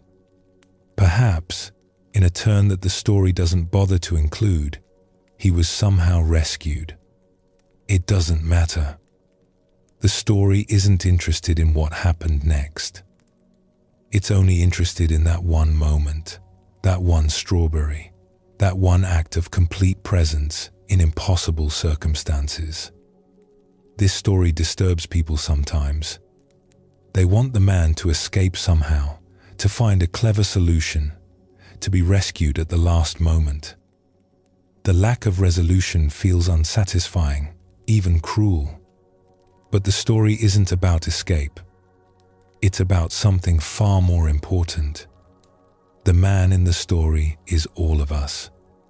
The tigers are all the dangers and difficulties that threaten us from every direction. Past regrets and future fears, illness and loss, and the certainty of death. The mice gnawing the vine are time itself, wearing away at our lives moment by moment. We are all hanging over an abyss with no way out. And yet, there are strawberries. There are moments of sweetness available to us even in the midst of our precarious situation, even when everything is uncertain and nothing is guaranteed. The question is, will we notice them? Will we allow ourselves to taste them? Or will we be so consumed by the tigers that we miss the sweetness entirely? This is what presence offers. Not a solution to your problems, not an escape from difficulty, but the ability to be fully here for whatever is happening right now, including the strawberries. The man couldn't change his situation, but he could change his relationship to it. He could stop struggling against what was already true and simply be where he was. And in that being, he found something beautiful. I think of all the strawberries I've missed in my own life, all the moments of simple beauty or connection or peace that I was too distracted to notice because my mind was busy with its tigers. The warmth of sunlight that I walked through without feeling because I was rehearsing an argument. The laughter of children that I heard but didn't really hear because I was calculating finances in my head. The taste of food that I swallowed without tasting because my attention was on a screen. Most of us spend our lives so focused on the tigers that we never notice the strawberries at all. We're so busy worrying about what might happen next that we miss what's happening now. We're so lost in thoughts about the past and future that we're absent for the present, which is the only place life actually occurs. The man on the cliff didn't achieve enlightenment or transcend his fear or become someone special. He just tasted a strawberry. He just allowed himself, for one moment, to be fully where he was instead of lost in where he might soon be. That's all. And that's everything. There's a teaching in Zen called Shoshin, which translates as beginner's mind. It points to a way of meeting each moment fresh, without the burden of all your accumulated ideas and expectations, without the weight of everything you think you already know. A beginner approaches things with openness and curiosity because they don't yet have fixed ideas about how things should be. They're willing to be surprised. They're able to see what's actually in front of them rather than just confirming what they already believe. But as we gain experience, we tend to lose this openness. We start to think we know how things work. We develop expectations and opinions. We stop really seeing and start just recognizing, fitting everything into categories we've already established. The world becomes smaller, more predictable, less alive. Beginner's mind is the practice of recovering that original freshness, approaching each moment as if for the first time, even when you've experienced something similar 1,000 times before. It's the practice of presence, because you can only truly be present when you're not lost in your ideas about what's happening. Anxiety is the opposite of beginner's mind. Anxiety approaches each moment loaded with expectations, most of them negative. It sees danger everywhere because it's looking for danger. It predicts disaster because that's its job, to scan for threats and prepare you for the worst. Anxiety doesn't meet the moment fresh. It meets the moment with a whole suitcase full of fears and assumptions that it unpacks before even looking at what's actually there. But when you practice presence, when you cultivate beginner's mind, you give yourself the chance to actually see what's in front of you. And what's in front of you, in this present moment, is almost never as bad as what anxiety was imagining. There's another story, this one from China, about a wealthy merchant who came to visit a famous Zen master. This merchant was very successful in the worldly sense, with a large trading business, many employees, and a beautiful home filled with expensive things. But despite all his success, he was miserable.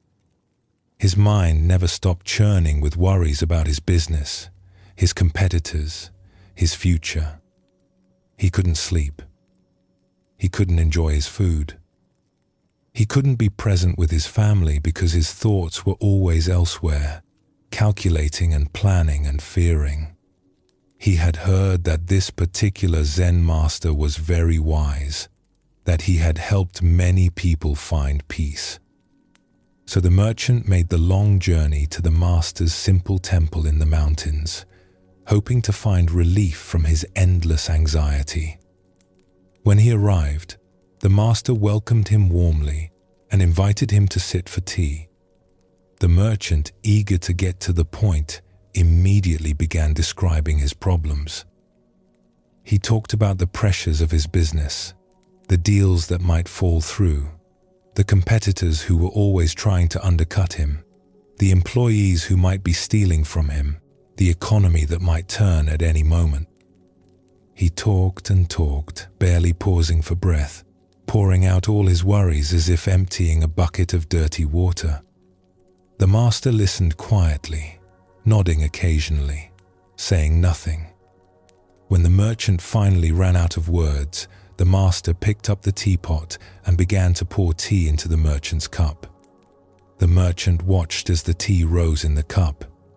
It reached the halfway point, then 3/4, then the brim. And still the master kept pouring. The tea overflowed the cup and spilled onto the table, running across the surface and dripping onto the floor. "Stop," the merchant exclaimed. "Can't you see the cup is full? No more will go in." The master set down the teapot and smiled. "Yes," he said gently. "And you are like this cup. You come to me asking for wisdom, for peace, for a way out of your suffering. But you are already so full of your own opinions and worries and plans that there is no room for anything new to enter. How can I give you anything when there is nowhere for it to go?" The merchant was quiet for a moment, looking at the tea still dripping from the edge of the table. Something in his chest loosened slightly, though he couldn't have said what. "What do I do?" he asked, his voice softer now. "First, you empty the cup," said the master. "Not all at once, perhaps, but little by little. You begin to notice when you are full, when your mind is overflowing with thoughts and worries, and you practice setting some of them down. You make space. You create room for silence, for presence, for something other than the endless noise of your own thinking. But how? My worries are real. My business really could fail. My competitors really are trying to take my customers. How can I just ignore these things?" The master shook his head. "I'm not asking you to ignore anything. A thought is not a problem. A worry is not a problem. The problem is when your mind is so crowded with thoughts and worries that there's no space left for anything else. You've filled your cup so completely that you can't even taste the tea." He gestured at the cup, still surrounded by the puddle of overflow. "When you drink tea, just drink tea. Don't drink your worries about tomorrow's meeting. Don't drink your regrets about yesterday's decision. Just taste what's in your mouth. Feel the warmth of the cup. Be here with this simple experience. That is where peace lives. Not in solving all your problems, not in eliminating all uncertainty, but in being fully present for this one moment, whatever it contains." The merchant stayed at the temple for 3 days. He didn't receive elaborate teachings or secret techniques. He simply practiced being present. He drank tea and just drank tea. He ate meals and just ate meals. He walked in the garden and just walked in the garden. At first, his mind rebelled. It kept pulling him back to his worries, back to his endless planning and calculating. But the master had given him a simple instruction. Whenever you notice you've drifted away, just come back. Don't fight the drifting. Don't judge yourself for it. Just notice and return. By the third day, something had shifted. The merchant still had thoughts about his business, but there was more space around them now. They didn't fill his entire cup anymore. There was room for other things too. Room for the taste of tea. Room for the beauty of sunlight on leaves. Room for a moment of simple peace in the midst of his complicated life. When he left, the master gave him one final teaching. "The cup will fill again," he said. This is the nature of the human mind. It loves to think, to plan, to worry. Don't be discouraged when you find your cup overflowing once more. Just notice it and empty it again. This is not failure. This is the practice. The merchant bowed deeply, something he would not have done 3 days earlier, when he had arrived full of self-importance and urgency. "One more thing," the master said. "Don't wait until the cup is overflowing to empty it. Don't wait until you are drowning in your thoughts before you remember presence. Practice a little every day. Drink 1 cup of tea with full attention. Take 1 walk where you notice what's around you, instead of planning your next move. These small moments of presence will keep the cup from filling so completely. They will remind you that there is always another way to be." The merchant went back to his business, back to his competitors and his deals and his endless responsibilities.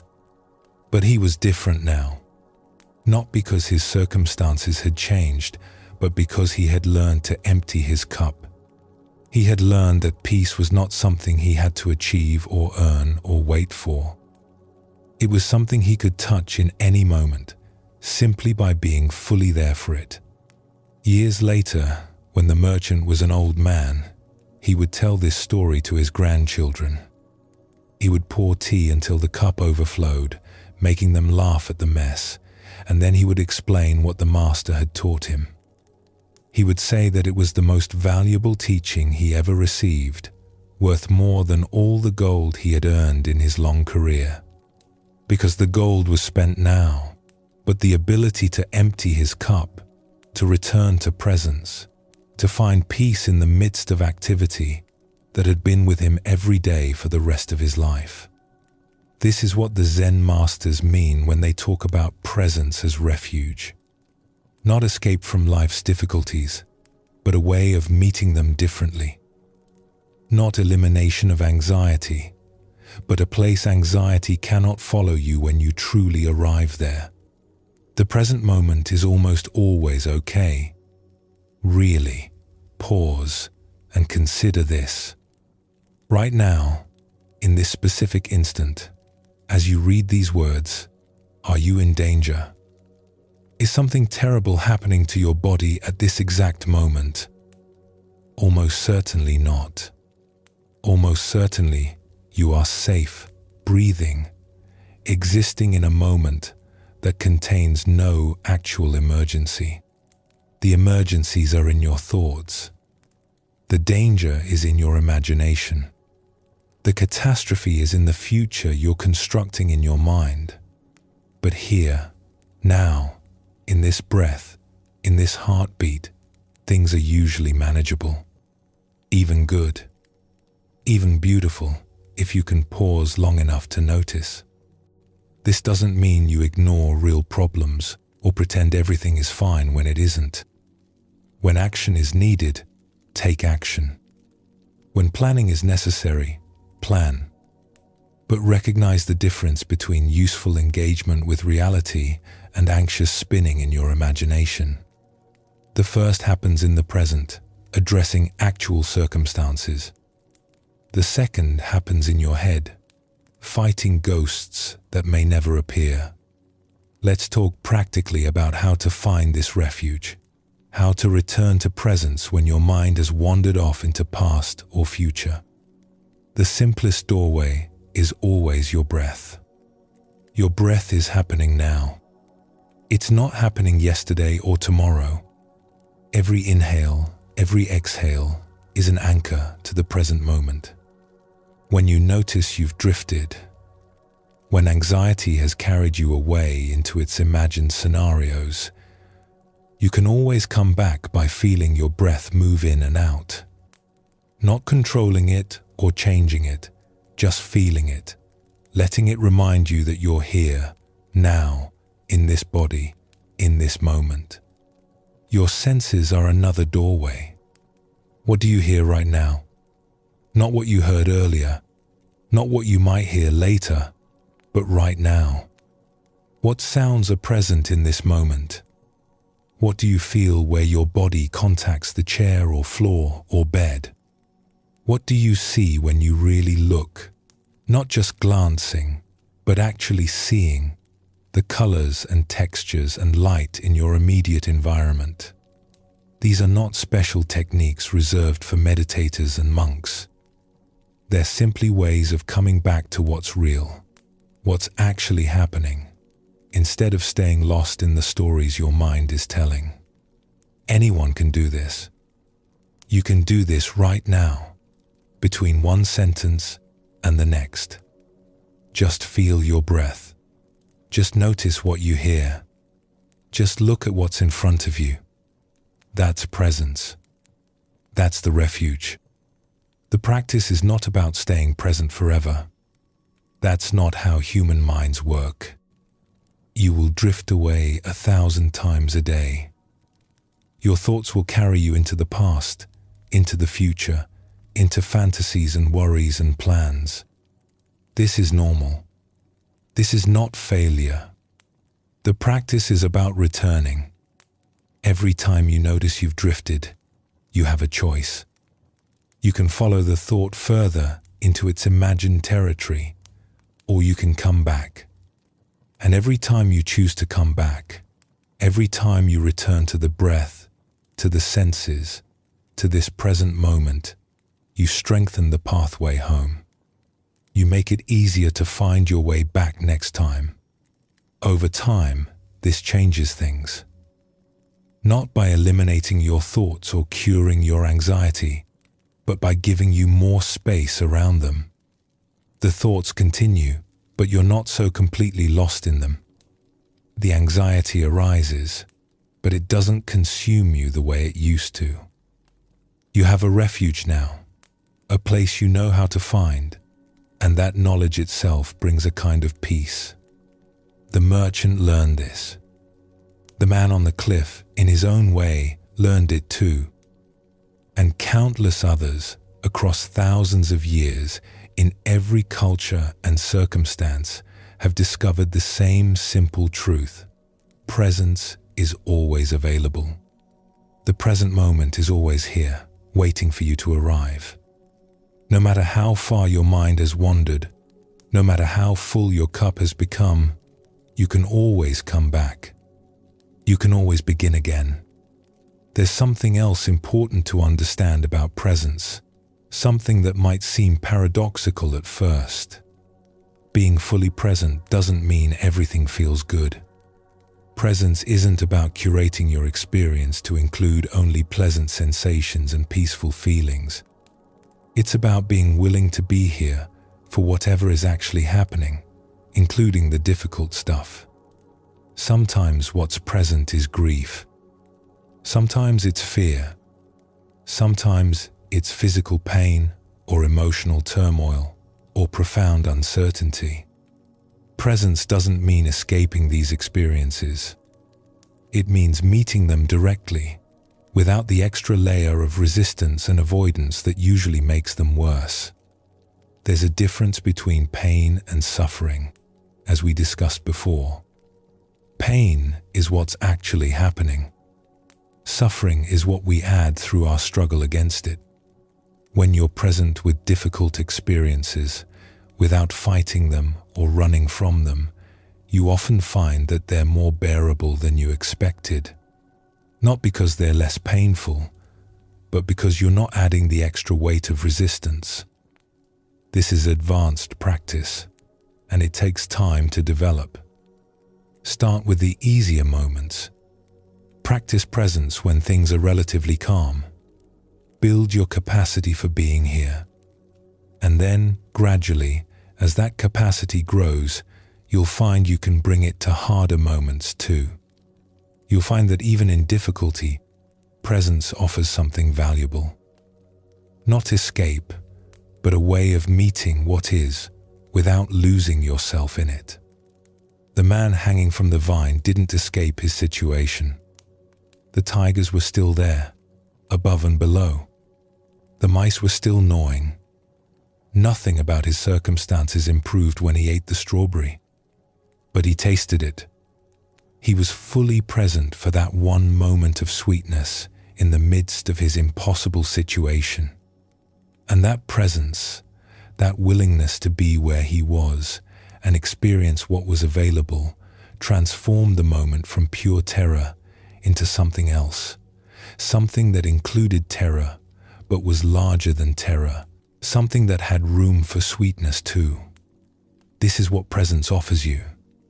Not a solution to your problems, not an escape from difficulty, not the elimination of anxiety, but a way of being here, fully here, for whatever your life actually contains, including the strawberries.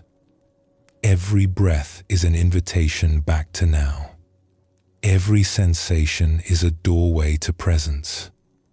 Every moment you remember to return, you step out of the imagined futures and remembered pasts where anxiety lives, and you come home to the only place life actually happens. You don't have to be good at this. You just have to practice it. Return and return and return. And slowly, breath by breath, moment by moment, you'll find that the refuge was here all along, waiting for you to arrive. Feel your next breath enter your body. Feel it leave. You are here, and that is enough.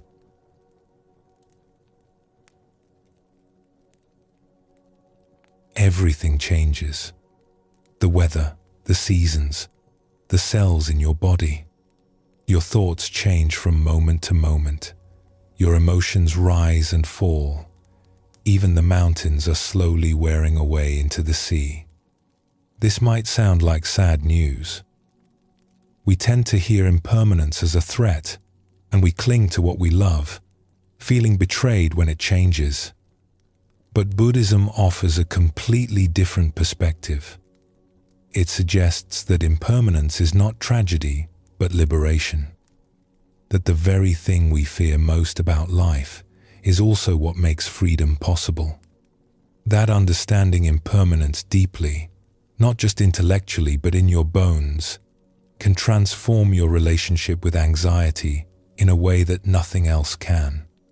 The Buddha taught that impermanence, called anicca in the ancient Pali language, is one of the three fundamental marks of existence. Everything that arises also passes away. Every beginning contains its ending. Every moment is already becoming the next moment, flowing and changing without pause. When you truly understand this, something shifts. You stop clinging so desperately to the good because you know it cannot stay. You stop fighting so hard against the difficult because you know it cannot last. You find a different kind of peace, not the peace of permanence, which doesn't exist, but the peace of flowing with change rather than against it. And here's what matters most for those of us who struggle with anxiety. If everything changes, then your anxiety must change too. The panic you feel right now will not feel this way forever. The worry that seems so permanent, so much a part of who you are, is actually just weather passing through. It arose, it will pass, like everything else in this impermanent world. There is a story from the time of the Buddha that has been told for 2,500 years passed down through countless generations because it speaks to something so fundamental about human suffering and the possibility of peace. It is the story of a young mother named Kisa Gotami. Kisa Gotami lived in a small village in ancient India. She had grown up poor and unremarkable, and when she married, she moved into her husband's family home, where she was treated as a servant rather than a daughter.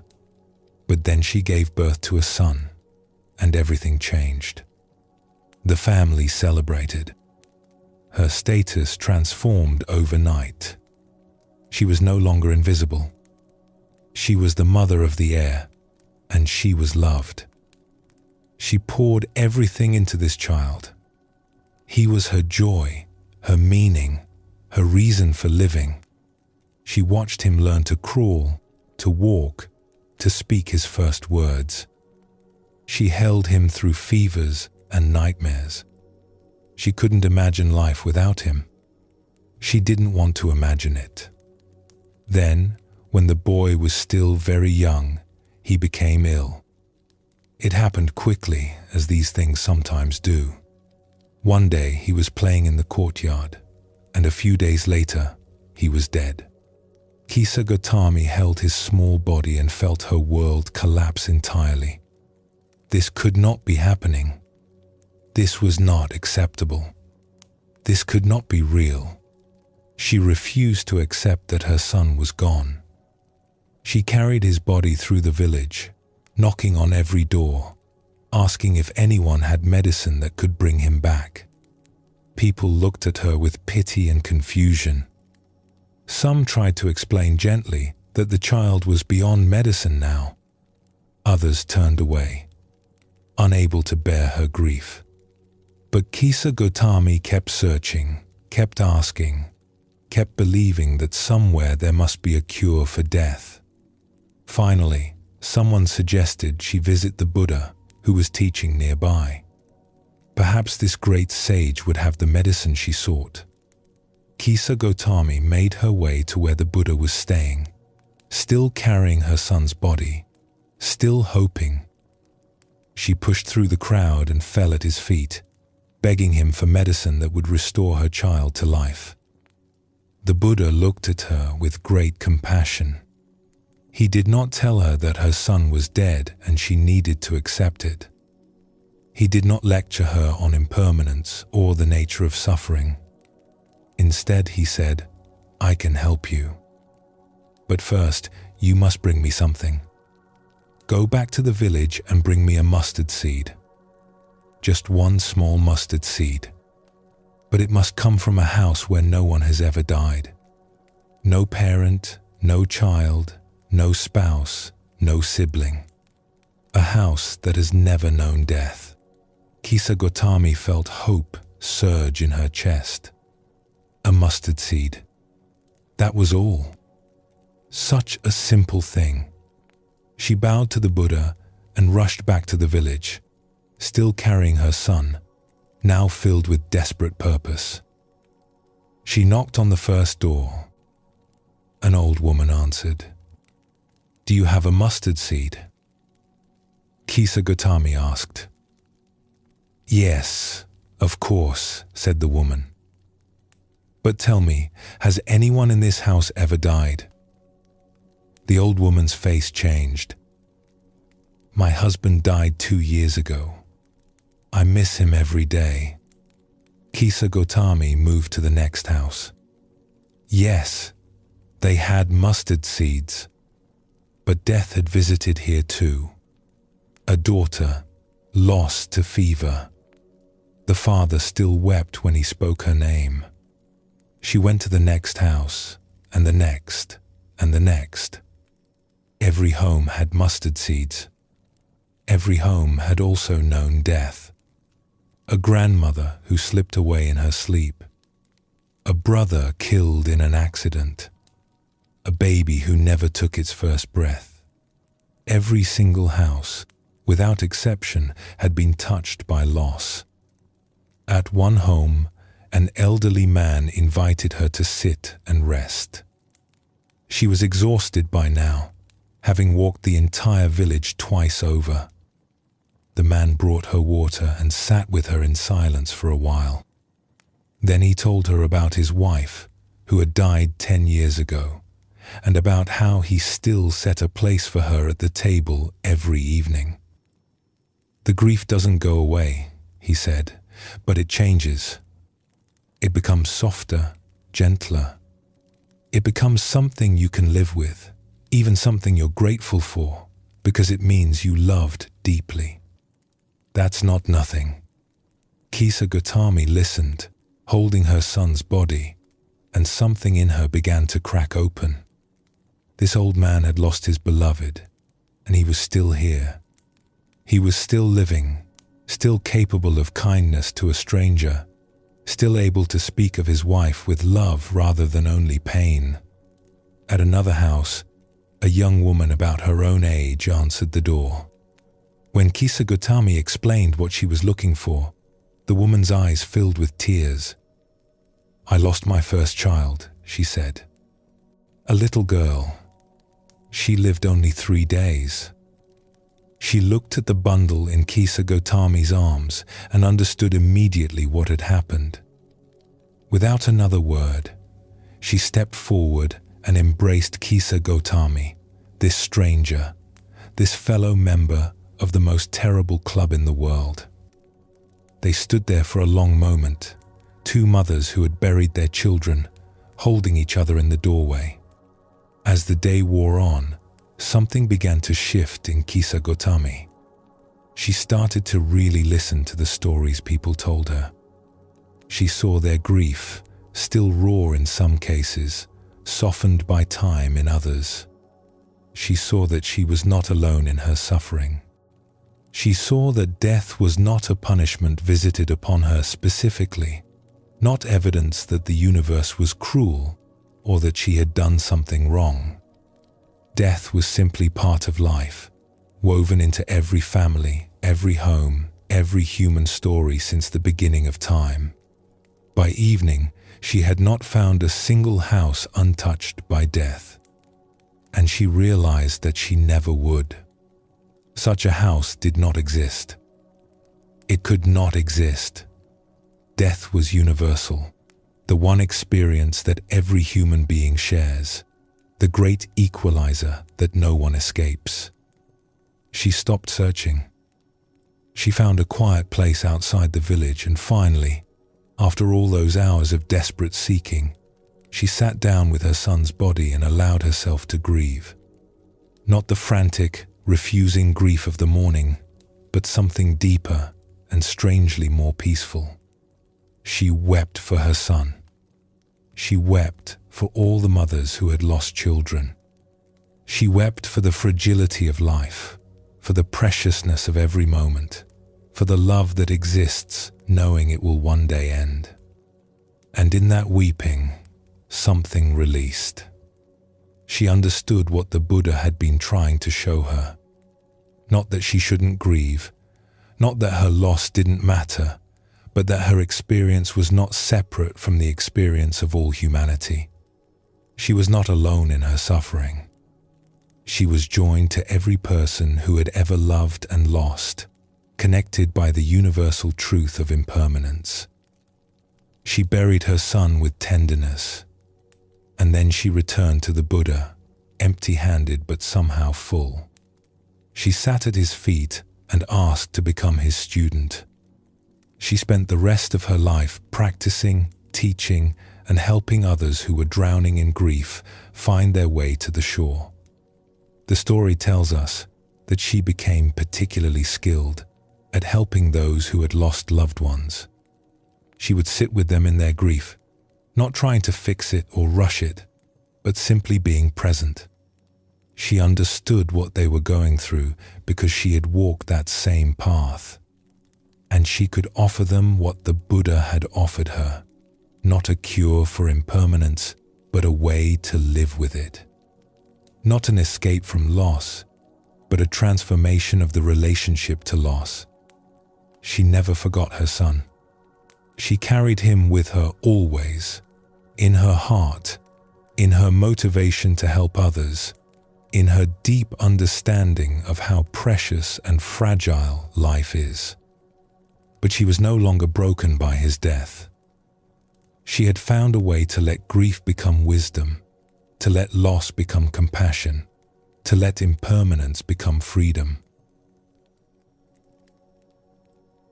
This story is not about accepting death with passive resignation. Kisa Gautami didn't stop loving her son. She didn't pretend the loss didn't hurt. She grieved fully and deeply, as we all must when we lose what we love. But something changed in her understanding. She stopped fighting against the nature of reality. She stopped asking, "Why me?" and started to see that impermanence touches everyone equally.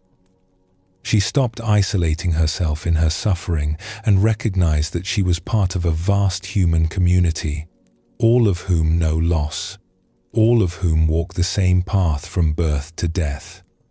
This is what understanding impermanence offers. Not numbness, not indifference, but a different relationship with change. When you know that everything passes, you can love fully, without the desperate clinging that turns love into anxiety. You can grieve fully without the added suffering of believing your grief should not exist.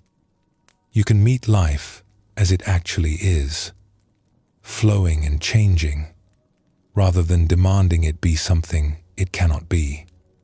The Buddha didn't give Kisa Gautami what she asked for. He gave her something better. He gave her a way to live with loss, to find peace not by escaping impermanence, but by embracing it. There's another teaching that flows from this understanding, one that applies directly to anxiety and the difficult states of mind that can make life feel so unbearable. A young monk was struggling. He had come to the monastery seeking peace, but instead he found his mind more turbulent than ever. Without the distractions of ordinary life, he was forced to sit with his anxiety, his fear, his endless worried thoughts.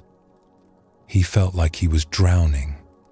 He went to his teacher, an old nun who had practiced for 50 years, and confessed his despair. "I came here to find peace," he said, "but I found only suffering. My mind is a storm that never stops.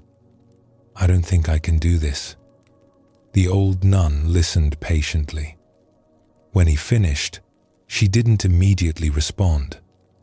Instead, she stood and walked to the window, looking out at the sky.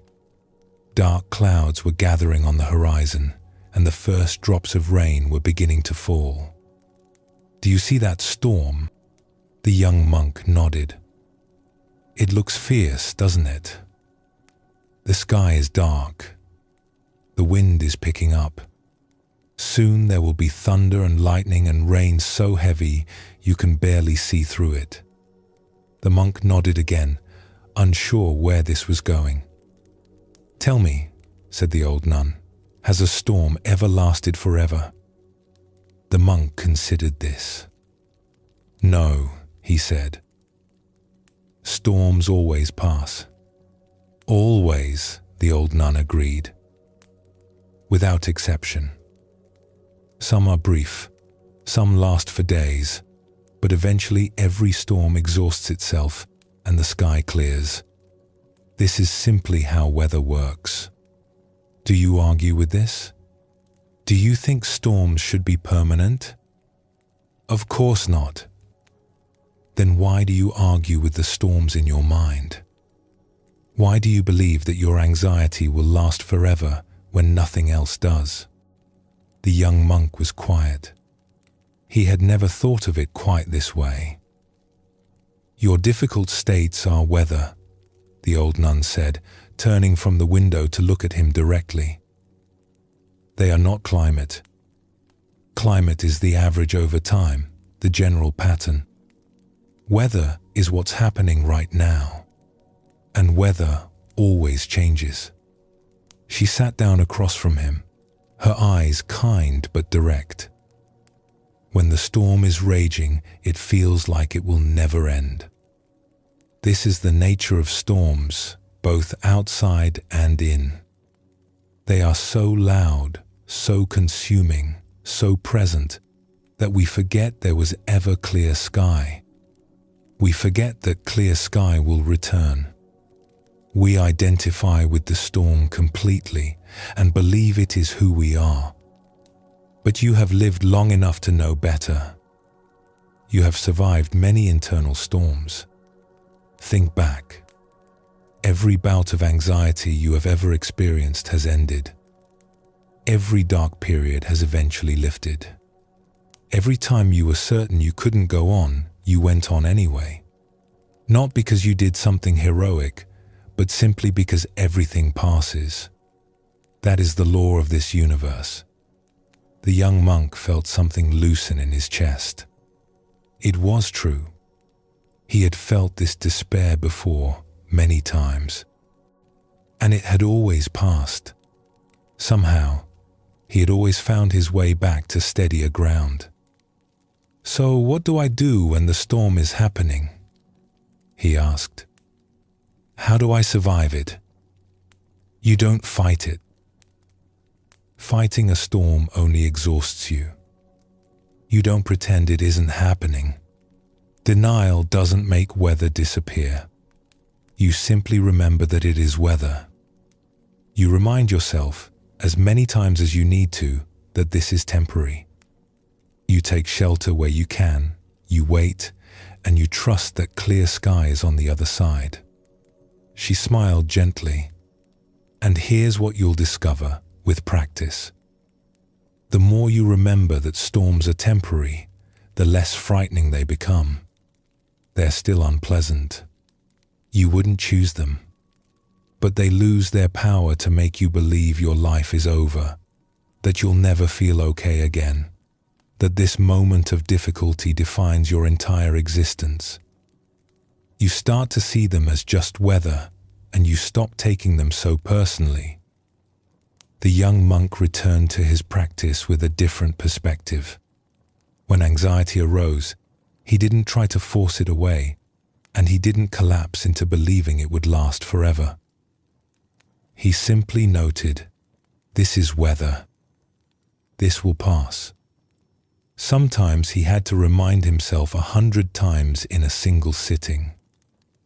But slowly, over months and years, something changed. The storms still came, but he was no longer terrified of them. He knew how to wait. He knew that clear sky always returned. Years later, when he had become a teacher himself, a student came to him with the same desperate question he had once asked.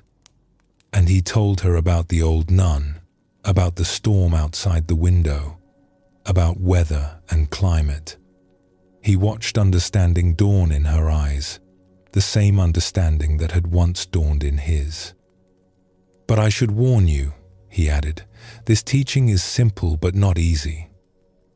You will forget it 1,000 times. You will get lost in the storm and believe it will never end, over and over again. This is not failure. This is just how it works. The practice is remembering as many times as it takes. Each time you remember, you build the path a little stronger. Each time you come back to this truth, it becomes a little more available." He smiled, remembering his own long journey, all the storms he had weathered, all the times he had forgotten and remembered and forgotten again. "Be patient with yourself," he said. "The sky is always there behind the clouds, whether you can see it or not. Your job is not to clear the sky. Your job is just to remember that clear sky exists, even in the darkest storm. That remembering is enough." This teaching speaks directly to anxiety, because anxiety has a way of convincing you that it will never end. When you're in the grip of anxious thoughts, they feel so real, so permanent, so much a part of who you are that you can't imagine ever being free of them.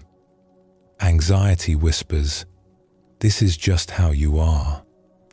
This will always be your experience. There is no escape." But impermanence says otherwise. Impermanence points to the evidence of your entire life. Every difficult state you have ever experienced has ended. Not a single moment of suffering has actually lasted forever, no matter how much it felt that way at the time. The very anxiety that grips you now arose at some point, which means it wasn't always here, which means your life contains states other than this one. And if it arose, it will pass. This is not wishful thinking. This is the nature of reality. Everything that comes into being also passes out of being. Everything that begins also ends. Your anxiety is not exempt from this universal law. This doesn't mean you shouldn't take action to address your anxiety. It doesn't mean you should just wait passively for it to disappear. But it does mean you can hold it more lightly. You can stop adding the extra layer of suffering that comes from believing your current state is permanent. You can remind yourself, as often as you need to, that this is weather, not climate. There's a phrase that has been used across many traditions, so common it has almost become cliché. This too shall pass. But clichés become clichés because they contain truth. And this one contains perhaps the most important truth there is. This too shall pass. The anxiety you're feeling right now. The worry that keeps you awake. The fear that something terrible is about to happen. The racing heart and the tight chest, and the thoughts that won't slow down. All of it will pass. And here's the thing that sometimes gets forgotten. This applies to pleasant experiences too. The joy you feel, the peace, the moments of contentment and ease. These will also pass. This is not meant to make you sad or cynical about the good things in life. It's meant to help you appreciate them while they're here, without clinging to them so tightly that you create suffering for yourself when they inevitably change. Impermanence cuts both ways. It means you don't have to be crushed by difficulty because difficulty won't last forever. And it means you can be fully present for joy because joy is precious and fleeting and deserves your complete attention while it's here. This is the freedom that impermanence offers. Freedom from the desperate clinging that tries to freeze pleasant experiences in place. Freedom from the hopeless despair that believes painful experiences will never end. Freedom to flow with life as it actually is, changing moment by moment, rather than constantly fighting the current. Let's bring this back to practical experience. Right now, as you listen to these words, your experience is already changing. The breath you took a moment ago is gone. The thought you had a few seconds ago has been replaced by a different thought. The sensations in your body have shifted, even if only slightly. Nothing about your experience right now is identical to your experience a minute ago. Nothing about your experience a minute from now will be identical to right now. You are a river, not a stone. You are weather, not a fixed object. When you really pay attention to this, something relaxes. The solid sense of me having this problem starts to feel less solid. The anxiety that seemed like such a permanent fixture starts to reveal its edges, its arising and passing, its nature as a temporary phenomenon rather than an eternal truth. This is not intellectual understanding. This is something you can feel directly in your experience right now if you pay close attention. Notice how this moment is already gone. Notice how the next moment is already changing. Notice how nothing stays, how everything flows, how the river of experience never stops moving. Your anxiety is part of this river. It is not a boulder blocking the flow. It is water, just like everything else, moving and changing and passing. You don't have to remove it or fix it or conquer it. You just have to let it flow through, trusting that the nature of rivers is to keep moving. Kisa Gautami discovered this truth through walking from door to door, searching for a house that death had never touched. The young monk discovered it through years of watching his own internal storms arise and pass. And you can discover it too, through paying attention to your own experience, through noticing how nothing lasts, through remembering that every difficult moment in your past eventually ended. You have already survived everything life has thrown at you. Not because you're special, but because impermanence is the nature of things. The darkest moments passed. The worst anxiety eased. The periods when you were certain you couldn't go on eventually gave way to periods when going on felt possible again. This is not a small thing. This is evidence. This is proof that impermanence applies to your suffering just as much as it applies to everything else in this universe. So when anxiety arises, and it will, you can meet it with this understanding. Not fighting, not fleeing, not pretending it isn't there. Just remembering, this is weather. This has arisen, and it will pass. I have survived every storm so far, and I will survive this one too. This is impermanence as freedom. Not freedom from change, which is impossible, but freedom through change. The knowledge that nothing is permanent means nothing is hopeless. The knowledge that everything passes means relief is always on the way. The storms of anxiety will come. This is part of being human, part of having a mind that tries to protect you by imagining dangers, part of living in a world full of uncertainty. But they will also go. They always have before. They always will again. You are not your storms. You are the sky in which they arise and pass. And the sky is never damaged by the weather that moves through it. Notice what is present for you right now. And notice that even as you notice it, it is already changing, already becoming something else.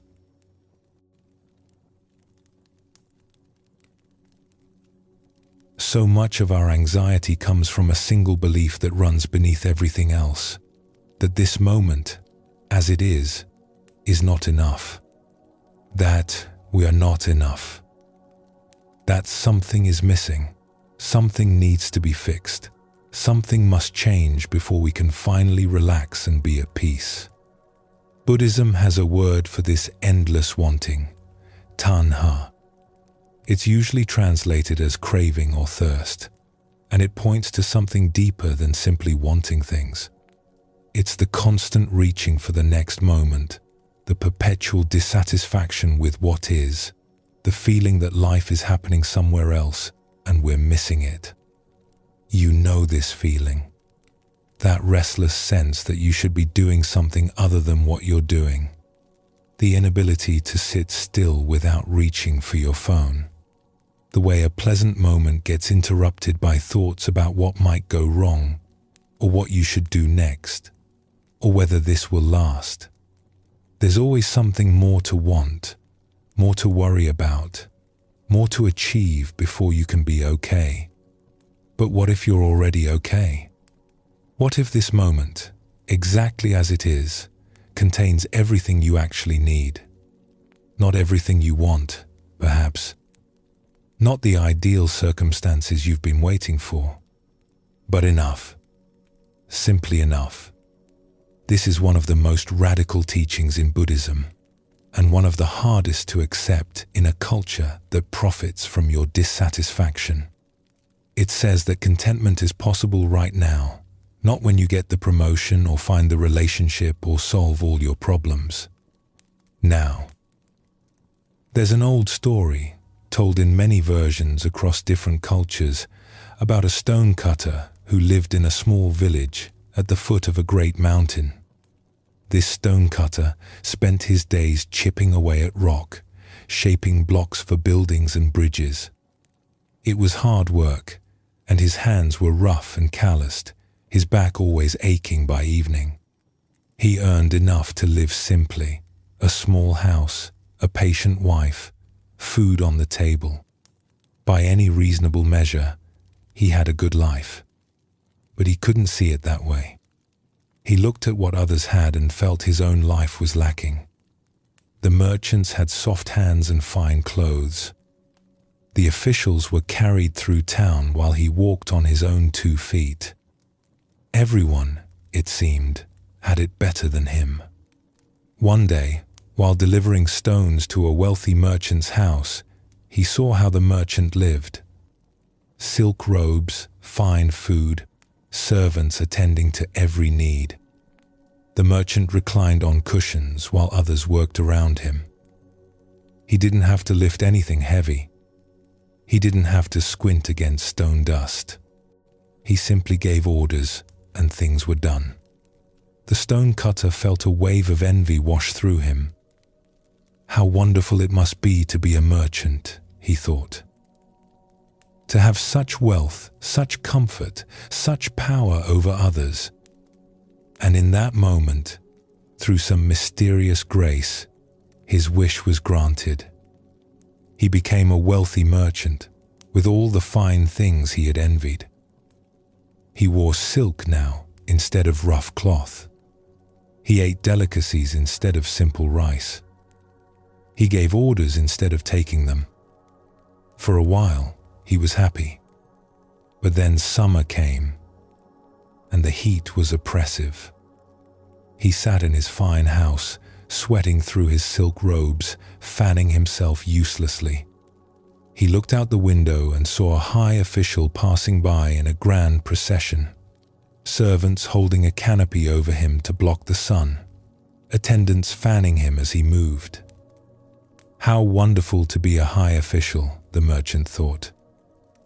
Even the sun cannot touch him. And again, his wish was granted.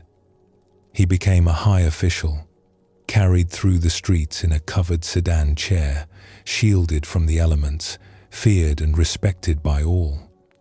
But then he noticed something. Despite the canopy, despite the fans, the sun still beat down mercilessly. The crops withered in the fields below. Rivers began to dry up. The sun was more powerful than any official, more powerful than any human authority. The sun is the most powerful thing of all, he thought. I wish I were the sun. And he became the sun, blazing down on the earth, feared by farmers and merchants and officials alike. He felt truly powerful now. Nothing could stand against him. But then a cloud drifted across the sky, blocking his rays, casting shadow on the land below. He could not burn through it. He could not push it aside. The cloud is more powerful than the sun, he realized. I wish I were a cloud. And he became a cloud, blocking the sun, gathering moisture, releasing rain when and where he chose. He flooded fields and filled rivers. He made farmers look up at the sky in hope or despair depending on his mood. He was more powerful than the sun. But then a wind came, pushing him across the sky against his will, scattering his form, sending him tumbling helplessly across the heavens. He tried to hold together, but the wind was relentless, tearing him apart, dispersing him across miles of sky. The wind is more powerful than clouds, he thought. I wish I were the wind. And he became the wind, howling across the land, bending trees, whipping up waves, driving rain before him, unstoppable by any force. Ships feared him. Farmers cursed him. Birds were thrown off course by his strength. He was power itself, invisible and irresistible. But then he encountered a great mountain that would not move. He blew against it with all his force. He screamed around its peaks. He tried for days to shift it even slightly. But the mountain stood firm, ancient and immovable, barely noticing his fury. The mountain is more powerful than the wind, he thought. I wish I were a mountain. And he became a great mountain, tall and immovable, looking down on the world with stone indifference. The sun could not move him. The wind could not shake him. The clouds passed around him. He was the most powerful thing of all. But then he felt something at his base. A small, persistent tap, tap, tap. He looked down and saw a tiny figure with a hammer and chisel, chipping away at his stone. A stone cutter. And in that moment, the man understood. He had traveled in a great circle, chasing power, chasing position, always wanting to be something other than what he was. And where had it led him? Right back to where he started. The stone cutter was chipping away at the mountain, just as he had once chipped away at rock. Small, yes, but persistent, steady, content to do his work without wishing to be the sun or the wind or a cloud. The spell broke, and the man found himself back in his village, hammer in hand, stone before him. The sun was setting, casting long golden light across the quarry where he worked. His back still ached. His hands were still rough. His house was still small. But something had changed. He looked at his rough hands and remembered what it felt like to be silk-robed and soft, and he felt no envy. He looked at the setting sun and remembered burning down on the earth, and he felt no longing to return to that power. He felt only the simple pleasure of being exactly what he was, in exactly this place, doing exactly this work.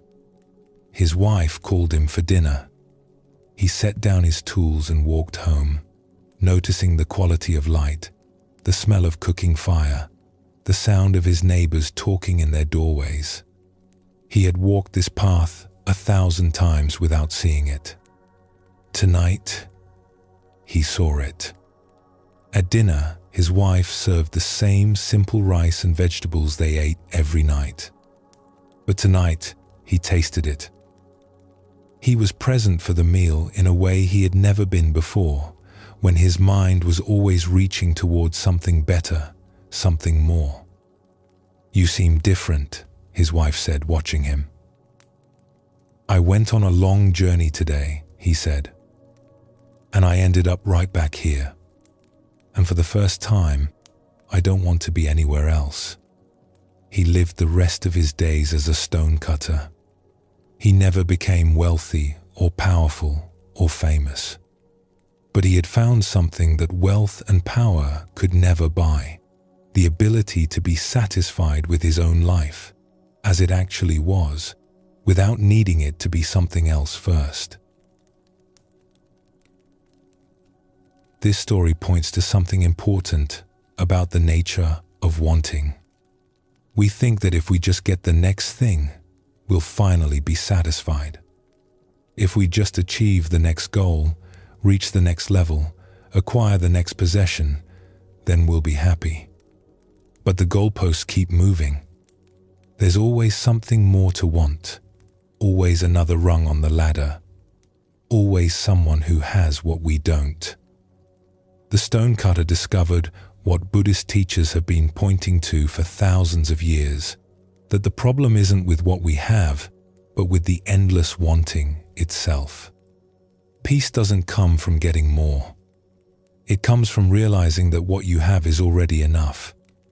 This doesn't mean you stop working or striving or improving your life. The stonecutter still cut stone after his adventure.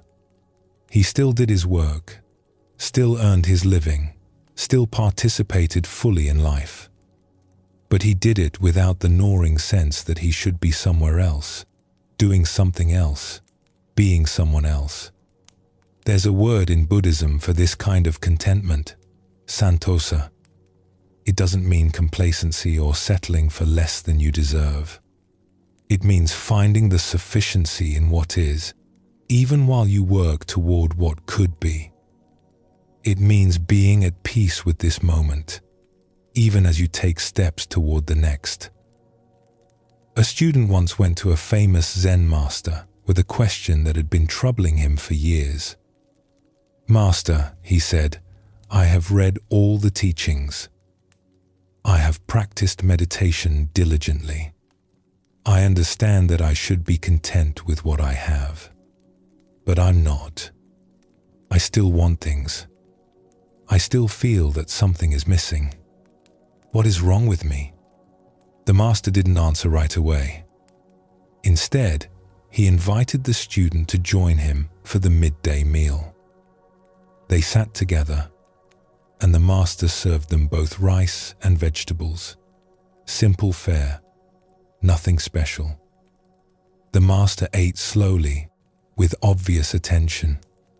He seemed to be enjoying every bite, as if it were the finest feast.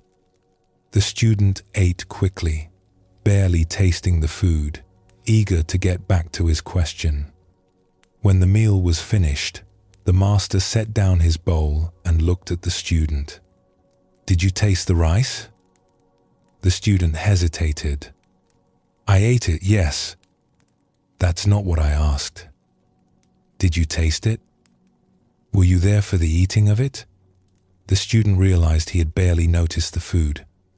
He had been thinking about his question, about what the master would say, about his problem with contentment. The rice had just been fuel consumed while his mind was elsewhere. "Most people," the master said, "eat their rice while thinking about something else entirely. They sit with friends while planning tomorrow. They walk through beautiful gardens while rehearsing arguments. They lie in comfortable beds while worrying about things that may never happen. And then they wonder why they're not content." He smiled gently. "You say you want to be content with what you have, but you're never actually with what you have. Your body is here, but your mind is always reaching for something else. How can you know if this moment is enough when you've never truly arrived in it?" "But the wanting," the student pressed. "The feeling that something is missing. It's always there. The wanting is just another experience arising in consciousness," the master said. "It comes, it goes, like everything else. You don't have to obey it. You don't have to believe it when it says this isn't enough. You can notice the wanting without following it anywhere." He picked up the empty rice bowls. "Tomorrow, when you eat, just eat. When you walk, just walk. When you sit, just sit. Not to achieve contentment, but just to be where you are. Contentment doesn't come from getting what you want. It comes from being fully present for what you already have." The student began to practice in this way. It wasn't easy. His mind had spent decades reaching for the next thing, and it didn't stop reaching just because he told it to. But he kept coming back. When he noticed he was eating while planning, he returned to the taste of food. When he noticed he was walking while worrying, he returned to the feeling of his feet on the ground.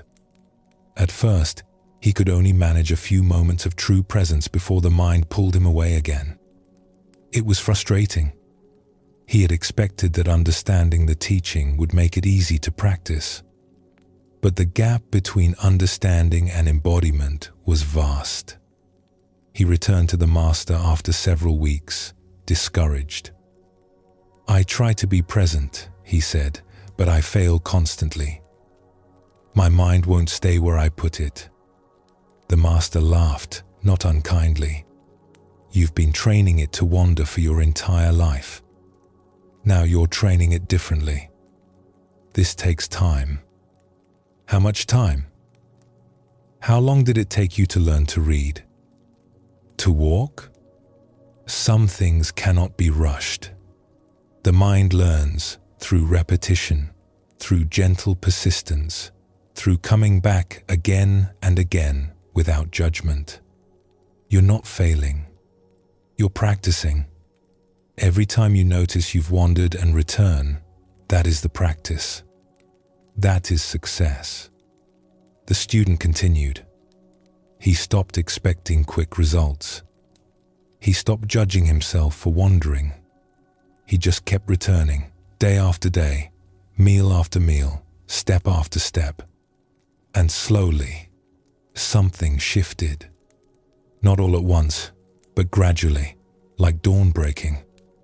He found moments of sufficiency that he had never noticed before. The warmth of sunlight on his face. The satisfaction of a task completed. The simple pleasure of a conversation with a friend when he was actually there for it. One morning, he woke up and lay in bed for a few minutes before rising. Not planning his day, not worrying about what needed to be done, just lying there, feeling the warmth of the blankets, hearing the birds outside, being present for the simple fact of being alive, comfortable, safe. And he realized something. This was contentment. Not a grand spiritual achievement, not a permanent state of bliss, but just this, being present for what was already good in his life, instead of always reaching for something more. He still had wants. He still had ambitions and preferences and goals. But they no longer ran his life. He could want something and still be at peace. He could prefer a different outcome and still accept what was happening. The wanting was there, but he was no longer consumed by it. He returned to the Master one more time, not with a question, but with gratitude. "I understand now," he said. "Contentment isn't somewhere else. It's here, when I'm actually here for it." The Master smiled and poured them both tea. "Then let's drink tea," he said. And they did. This is what contentment actually looks like. Not the absence of desire, but a different relationship to desire. Not getting everything you want, but being present for what you have. Not achieving some special state, but simply arriving fully in the ordinary moments of your life. Anxiety feeds on the belief that this moment is not enough, that you should be further along, that things should be different, that you can't rest until various conditions are met.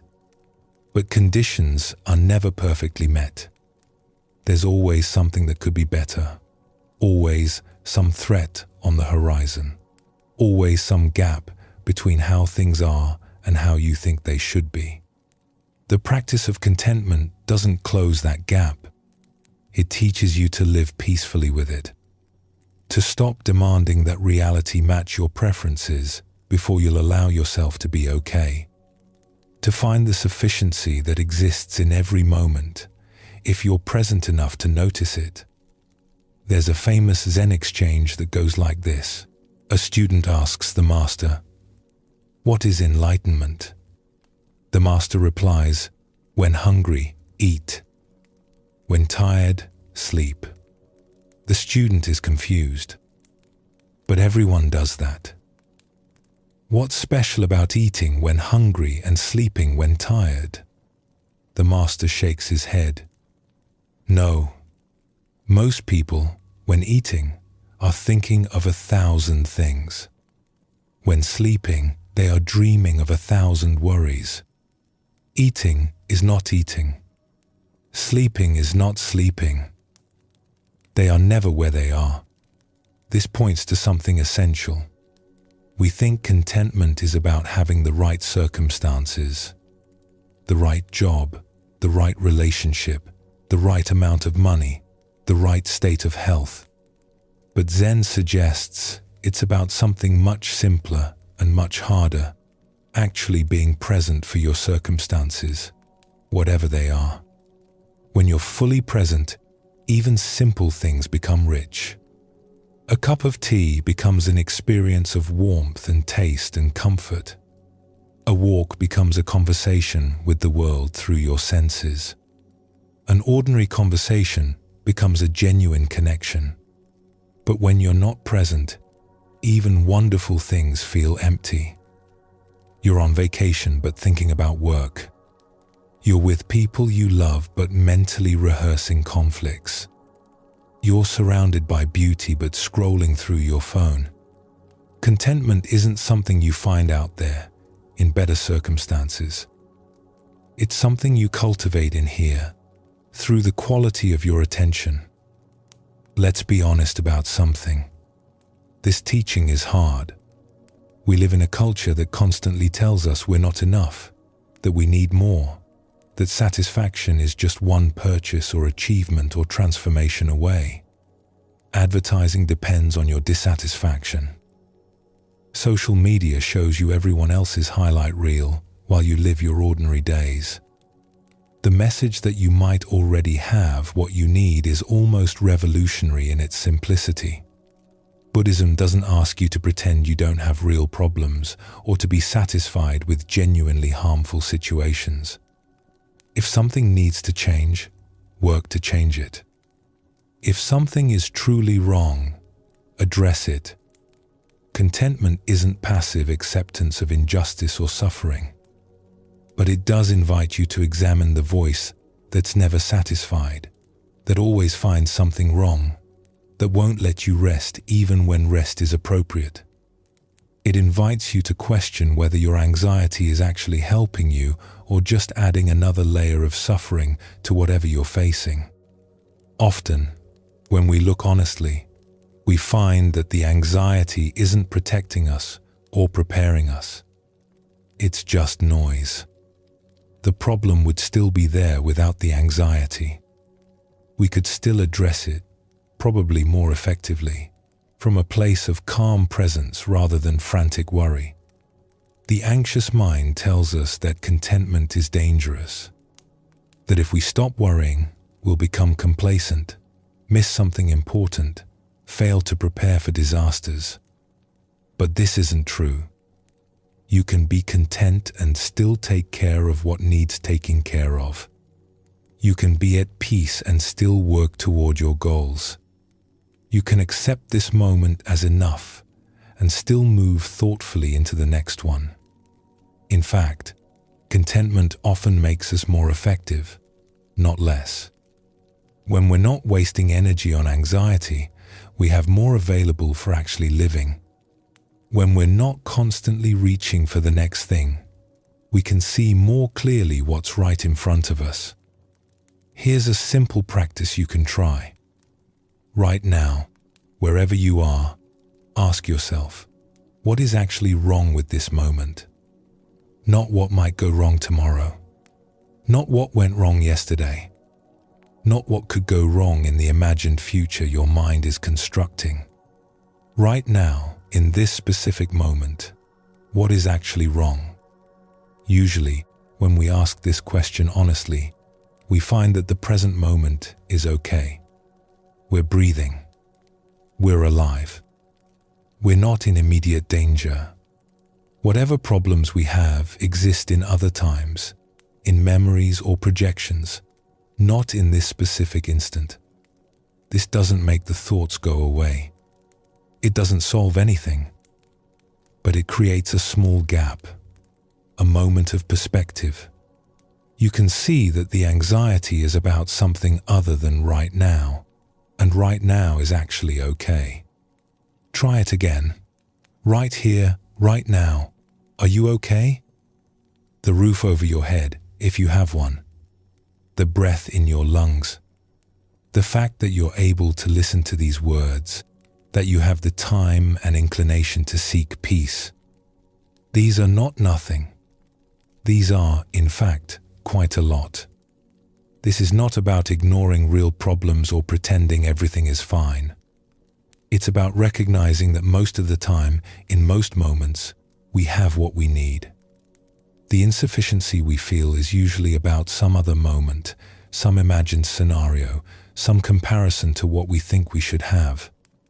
This is the beginning of contentment. Not a grand declaration that everything is perfect, but a simple recognition that this moment, as it is workable. You can be here for it. You can meet it. You don't have to wait for better circumstances to begin being present for your life. The stonecutter traveled through all those forms, seeking power and position, always thinking the next thing would finally be enough. But he could only find peace when he stopped running, stopped wanting to be somewhere else, and settled into being exactly where he was.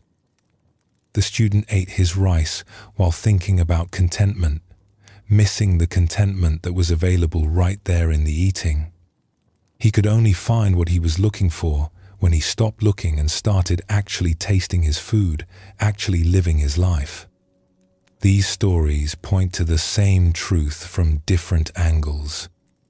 What you're looking for isn't out there. It's here, in the quality of your presence, in your willingness to actually arrive in the moments you're given. You already have enough.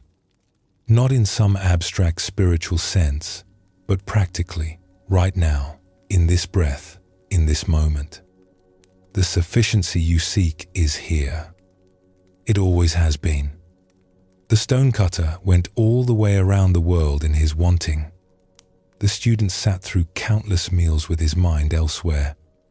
Both of them had to learn the same lesson. What they were looking for was already present, hidden only by their constant reaching for something else. You don't have to travel that far. You can begin right now, with this breath, with this moment, by letting it be enough. Take a breath and notice where you are. For just this moment, let it be enough.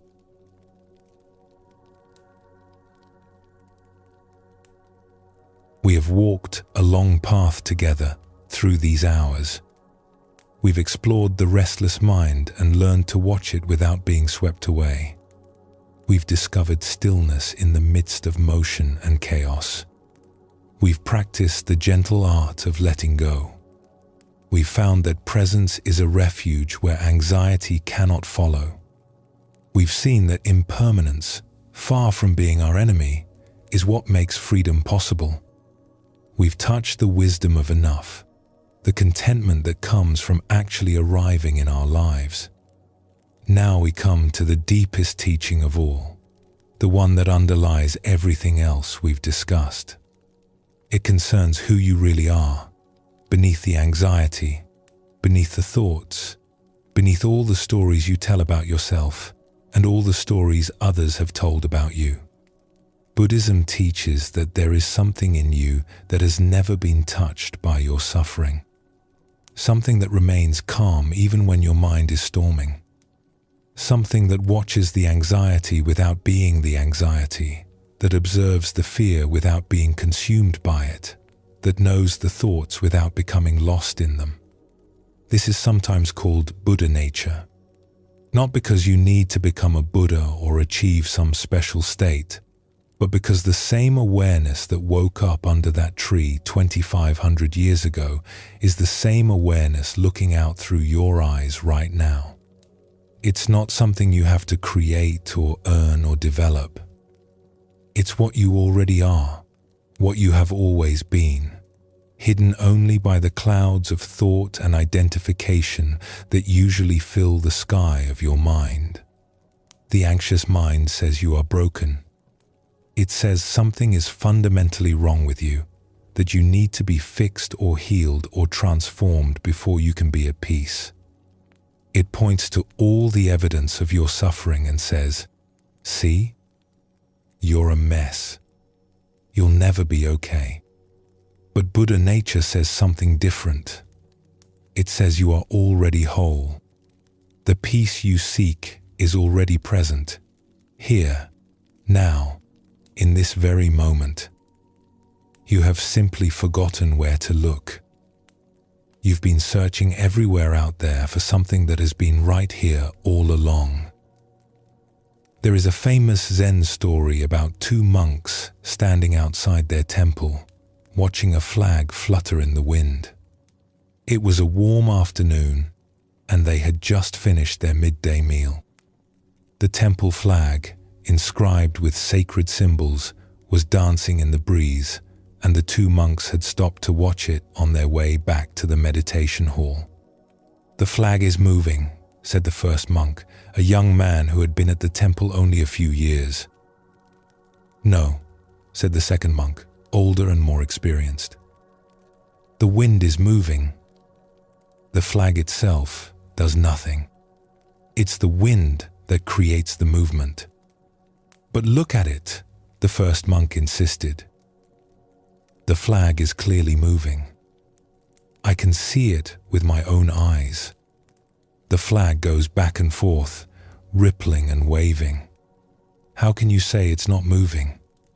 The flag only appears to move because the wind pushes it.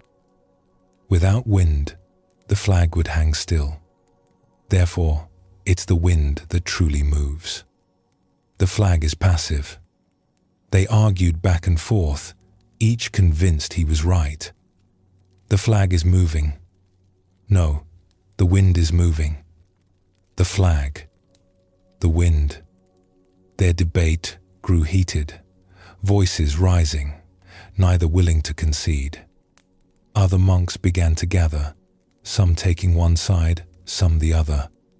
What had started as an idle observation was becoming a full-scale philosophical dispute. A senior teacher happened to be passing by and overheard their argument. He stopped and watched them for a moment, these earnest monks so caught up in their disagreement that they had forgotten they were supposed to be practicing peace. He could see their faces flushed with the need to be right, their bodies tense with the effort of convincing each other. "You are both wrong," he said quietly. The monks fell silent and turned to face him. The crowd that had gathered parted to let him through. "It is not the flag that moves. It is not the wind that moves." He paused, looking at each of them with gentle but penetrating eyes. "It is your mind that moves." The monks stood there, mouths open, the argument suddenly empty. They looked at the flag, still fluttering. They felt the wind, still blowing, and something shifted in their understanding. Nothing had changed about the scene in front of them. The flag still moved in the wind, or the wind still moved the flag, however you wanted to describe it. But their argument, their heated debate, their certainty that they were right and the other was wrong, all of that was happening in their minds. The movement they were arguing about was less important than the movement of their own thoughts, their own positions, their own need to be correct. The young monk later said it was the most important moment of his training. Not because the teacher had resolved the question of whether the flag or the wind was moving, but because he had shown them something they hadn't seen. They were lost in the movement of their own minds, unable to step back into the stillness from which they could see clearly. This is one of the most important Zen stories ever told, and it points to something essential about anxiety and peace. We spend so much energy arguing with reality. We debate endlessly about what's happening, what it means, what should be done, whether things are good or bad, whether we are good or bad.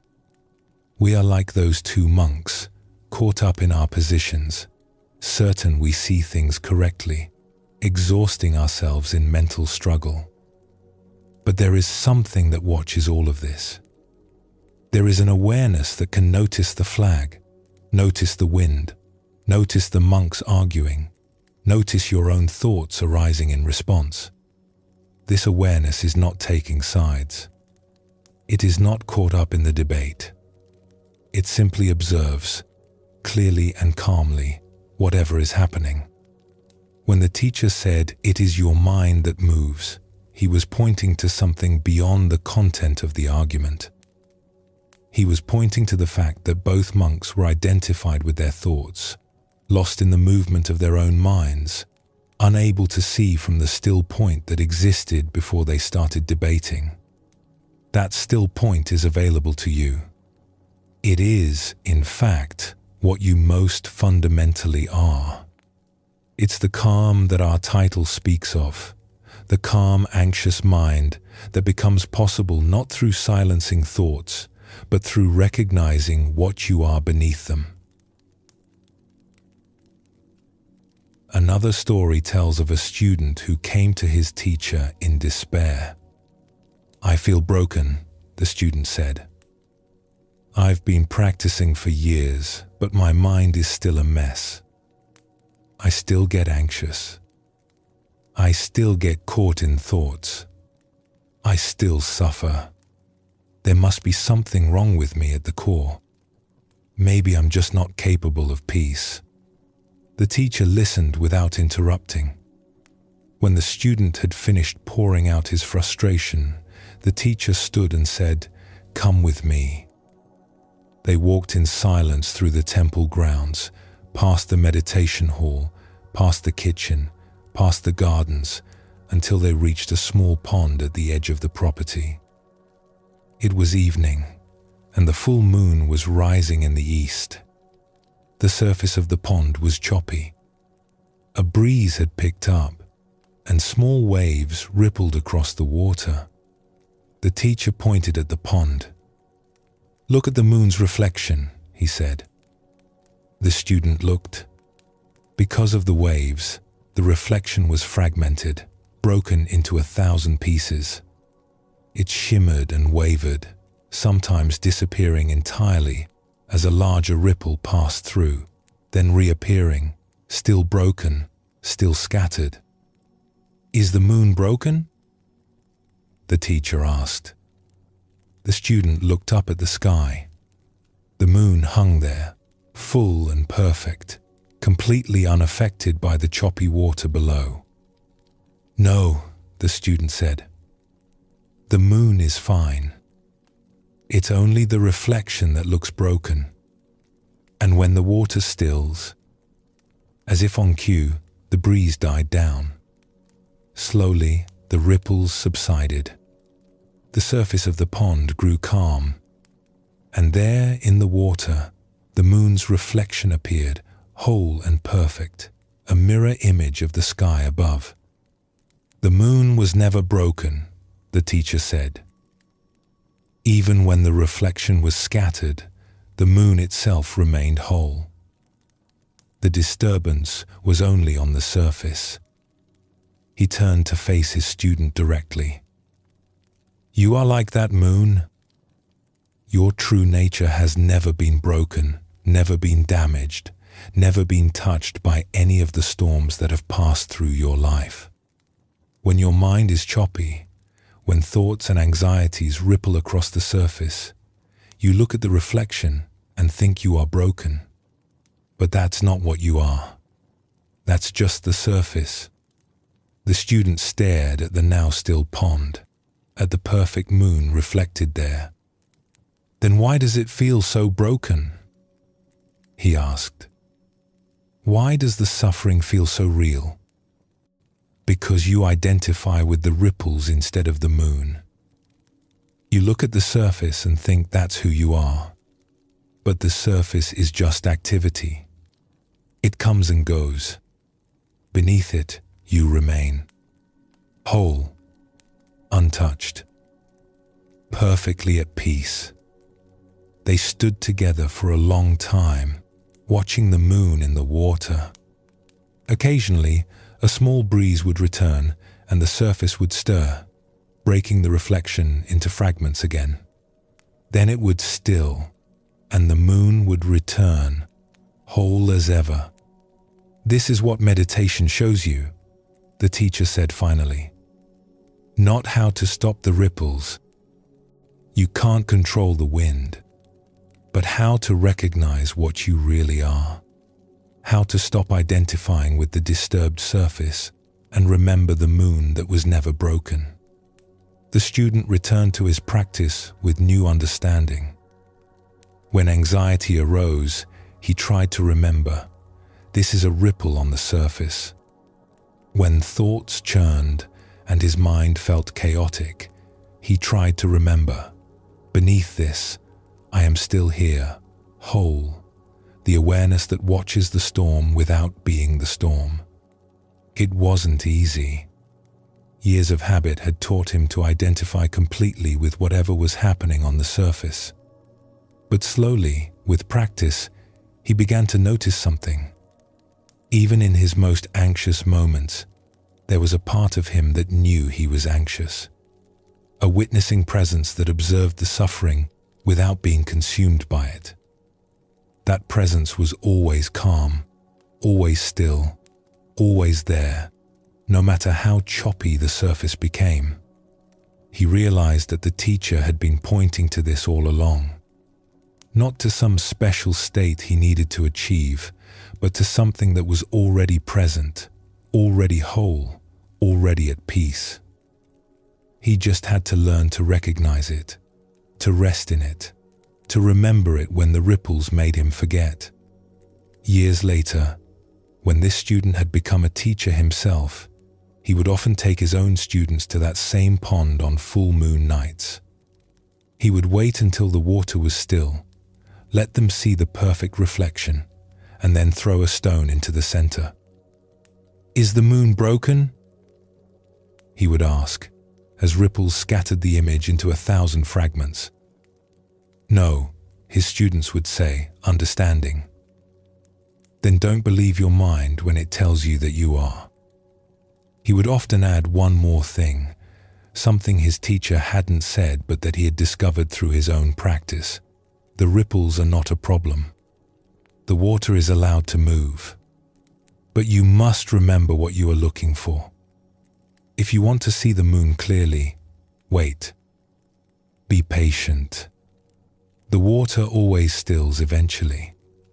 And when it does, you will see that what you thought was broken was whole all along. This is what all the Zen masters point to. You are not your thoughts.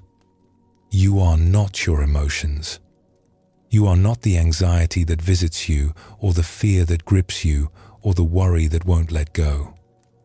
You are the awareness in which all of this appears. Think about it for a moment. When you're anxious, there's anxiety, yes. But there's also the knowing of anxiety. Something is aware that this experience is happening. Something notices the racing heart, the spinning thoughts, the uncomfortable sensations. What is that something? It's not the anxiety itself. The anxiety is the experience. But there's also an experiencer, a witness, an awareness that knows the anxiety is happening. And that awareness is not itself anxious. It can't be. Awareness is like a mirror. A mirror reflects whatever appears before it, but it never becomes what it reflects. A mirror can show fire without burning. It can show water without getting wet. It can show the most terrible images without being harmed, the most beautiful images without grasping at them. It remains unchanged by whatever passes across its surface. You are like that mirror. Experiences pass through you. Thoughts arise and dissolve. Emotions come and go. Sensations appear and disappear. But the awareness that knows all of this remains. It doesn't come and go. It's always here. The constant background to every experience you've ever had. When you were 5 years old, you were aware. The content was different. The thoughts were different. The body was different. But the fundamental quality of being aware was the same. When you're 90, if you live that long, you'll still be aware. The content will have changed countless times, but awareness itself will remain unchanged, untouched. The same consciousness that has been with you through everything. This is what the Zen masters are pointing to when they talk about your true nature. Not some mystical state you have to achieve, but the simple fact of awareness that is present right now, in this very moment, reading these words. And when you rest in that awareness, instead of being caught in the content that passes through it, something shifts. The anxiety might still be there, but you're not identified with it. The thoughts might still spin, but you're watching from a place of stillness. You're the moon, not the ripples. You're the sky, not the clouds. You're the mirror, not the images that appear in it. Let's bring together everything we've explored in our time together. We set out to calm the anxious mind, and we've discovered that calming doesn't mean silencing or conquering. It means understanding. It means changing our relationship to what arises rather than fighting against it. We began by looking at the restless mind, the monkey swinging from branch to branch, and we learned that we don't have to follow every thought that arises. Thoughts are like empty boats, just drifting by, and we suffer when we add stories about them that aren't true. The master told his student that thoughts arise and pass on their own, like leaves falling from a tree, and our work is simply not to climb onto everyone. We explored stillness and discovered that peace isn't something we achieve through effort, but something we uncover when we stop struggling. Like the tea master facing the samurai, we found that presence itself is power, and calm is available even in chaos. Like Ryokan sitting in his leaking hut while the storm raged, we learned that the storm is outside, but inside, it can be still. We practiced the gentle art of letting go, releasing our grip on how we think things should be. The broken cup was already broken from the day it was made, and when we understand this, we can love fully without the clinging that turns love into anxiety. The student learned that letting go isn't about trying harder, but about turning the hand over and allowing what needs to fall to simply fall. We discovered that presence is a refuge. The man on the cliff, suspended between tigers, found a strawberry and tasted its sweetness. The present moment is almost always okay, and anxiety lives in the imagined future, not in now. The merchant learned to empty his cup so there was room for something other than worry. We learned that impermanence is not something to fear, but the very thing that sets us free. Every storm passes. Every difficult state ends. Kisa Gotami walked from house to house and discovered that she was not alone in her suffering, that loss is universal, and that even grief can become wisdom. The young monk learned from his teacher that his anxiety was weather, not climate, and weather always changes. We touched the wisdom of enough, discovering that this moment, as it is, contains what we need. The stonecutter traveled through every form of power, only to find peace in being exactly who he was. The student finally tasted his rice after years of eating while thinking about something else.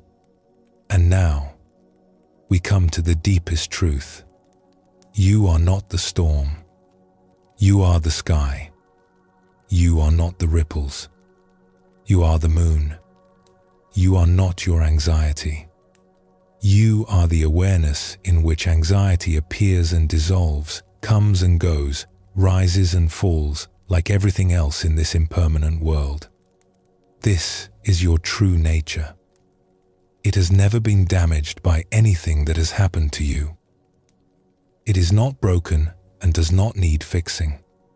It is simply here, waiting to be recognized, waiting for you to stop identifying with the passing weather and remember the vast sky that you are. The Buddha's final words to his students are among the most famous in spiritual history.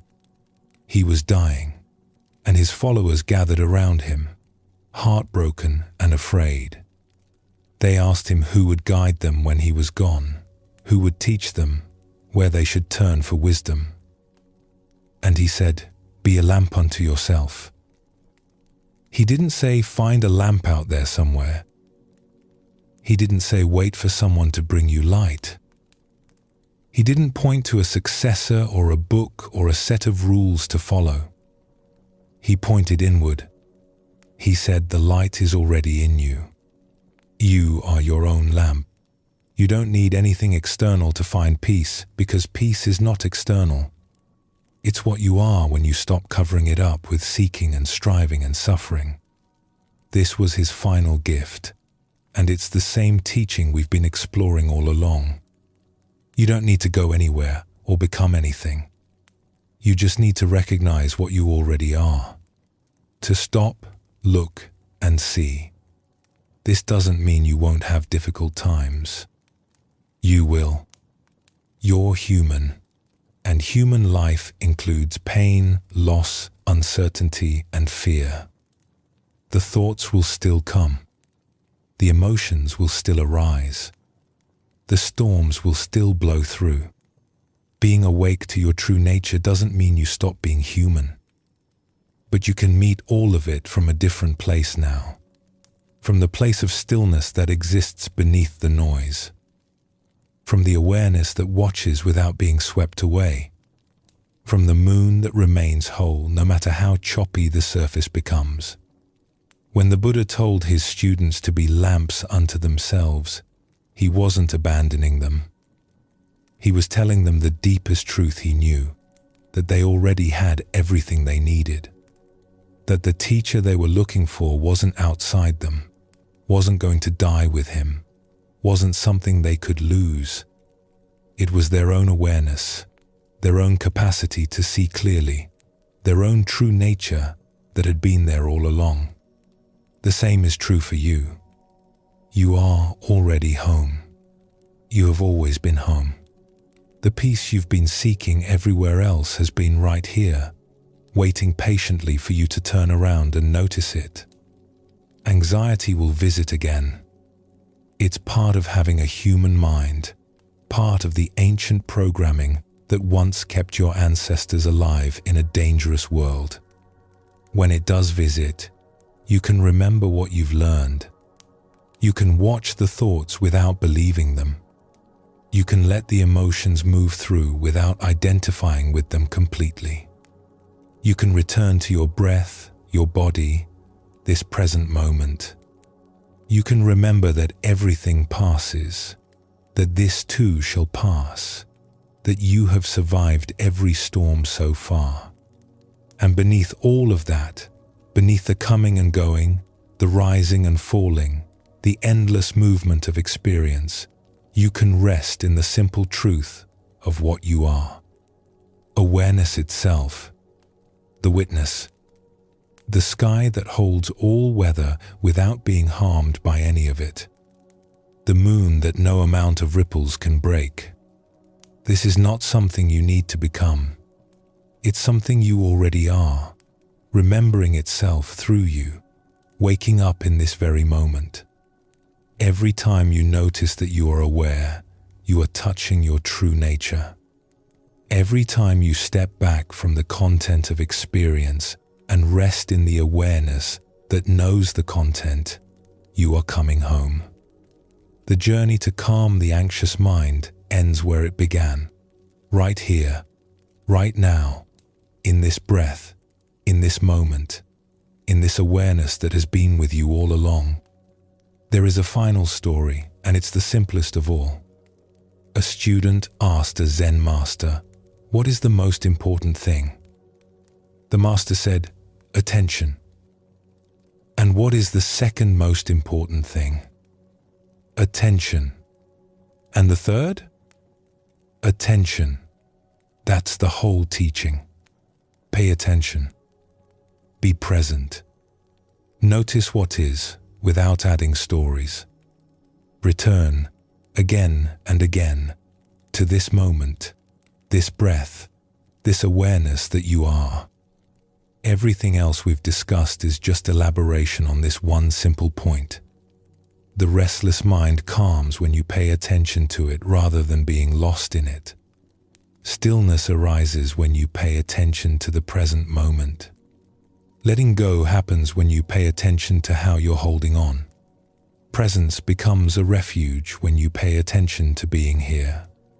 Impermanence reveals itself when you pay attention to how everything changes.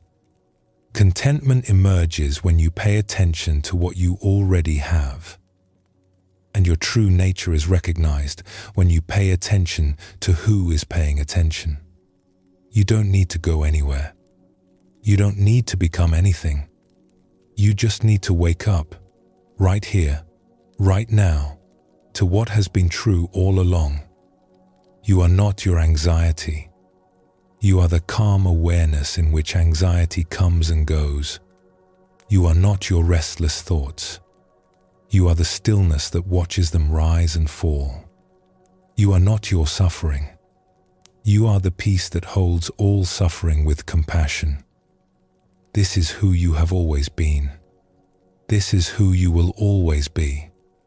And in recognizing this, again and again, moment after moment, you find the calm that no storm can touch, the peace that passes understanding, the home you never really left. Rest now as what you are. Let everything else come and go. Every breath is an opportunity to return. Every moment of noticing that you've wandered is a moment of waking up. You can't get this wrong. You can only keep practicing. The Zen stories and Buddhist teachings we've explored come from a tradition that has helped people find peace for over 2,000 years. You're not alone in this. Countless others have walked this same path, felt this same restlessness, and found their way through. You are part of a long lineage of seekers who discovered that what they were looking for was never far away. The peace you seek is already here. It lives in the stillness beneath your thoughts, in the awareness that watches everything come and go, in the simple fact of being present for your own life. Be gentle with yourself.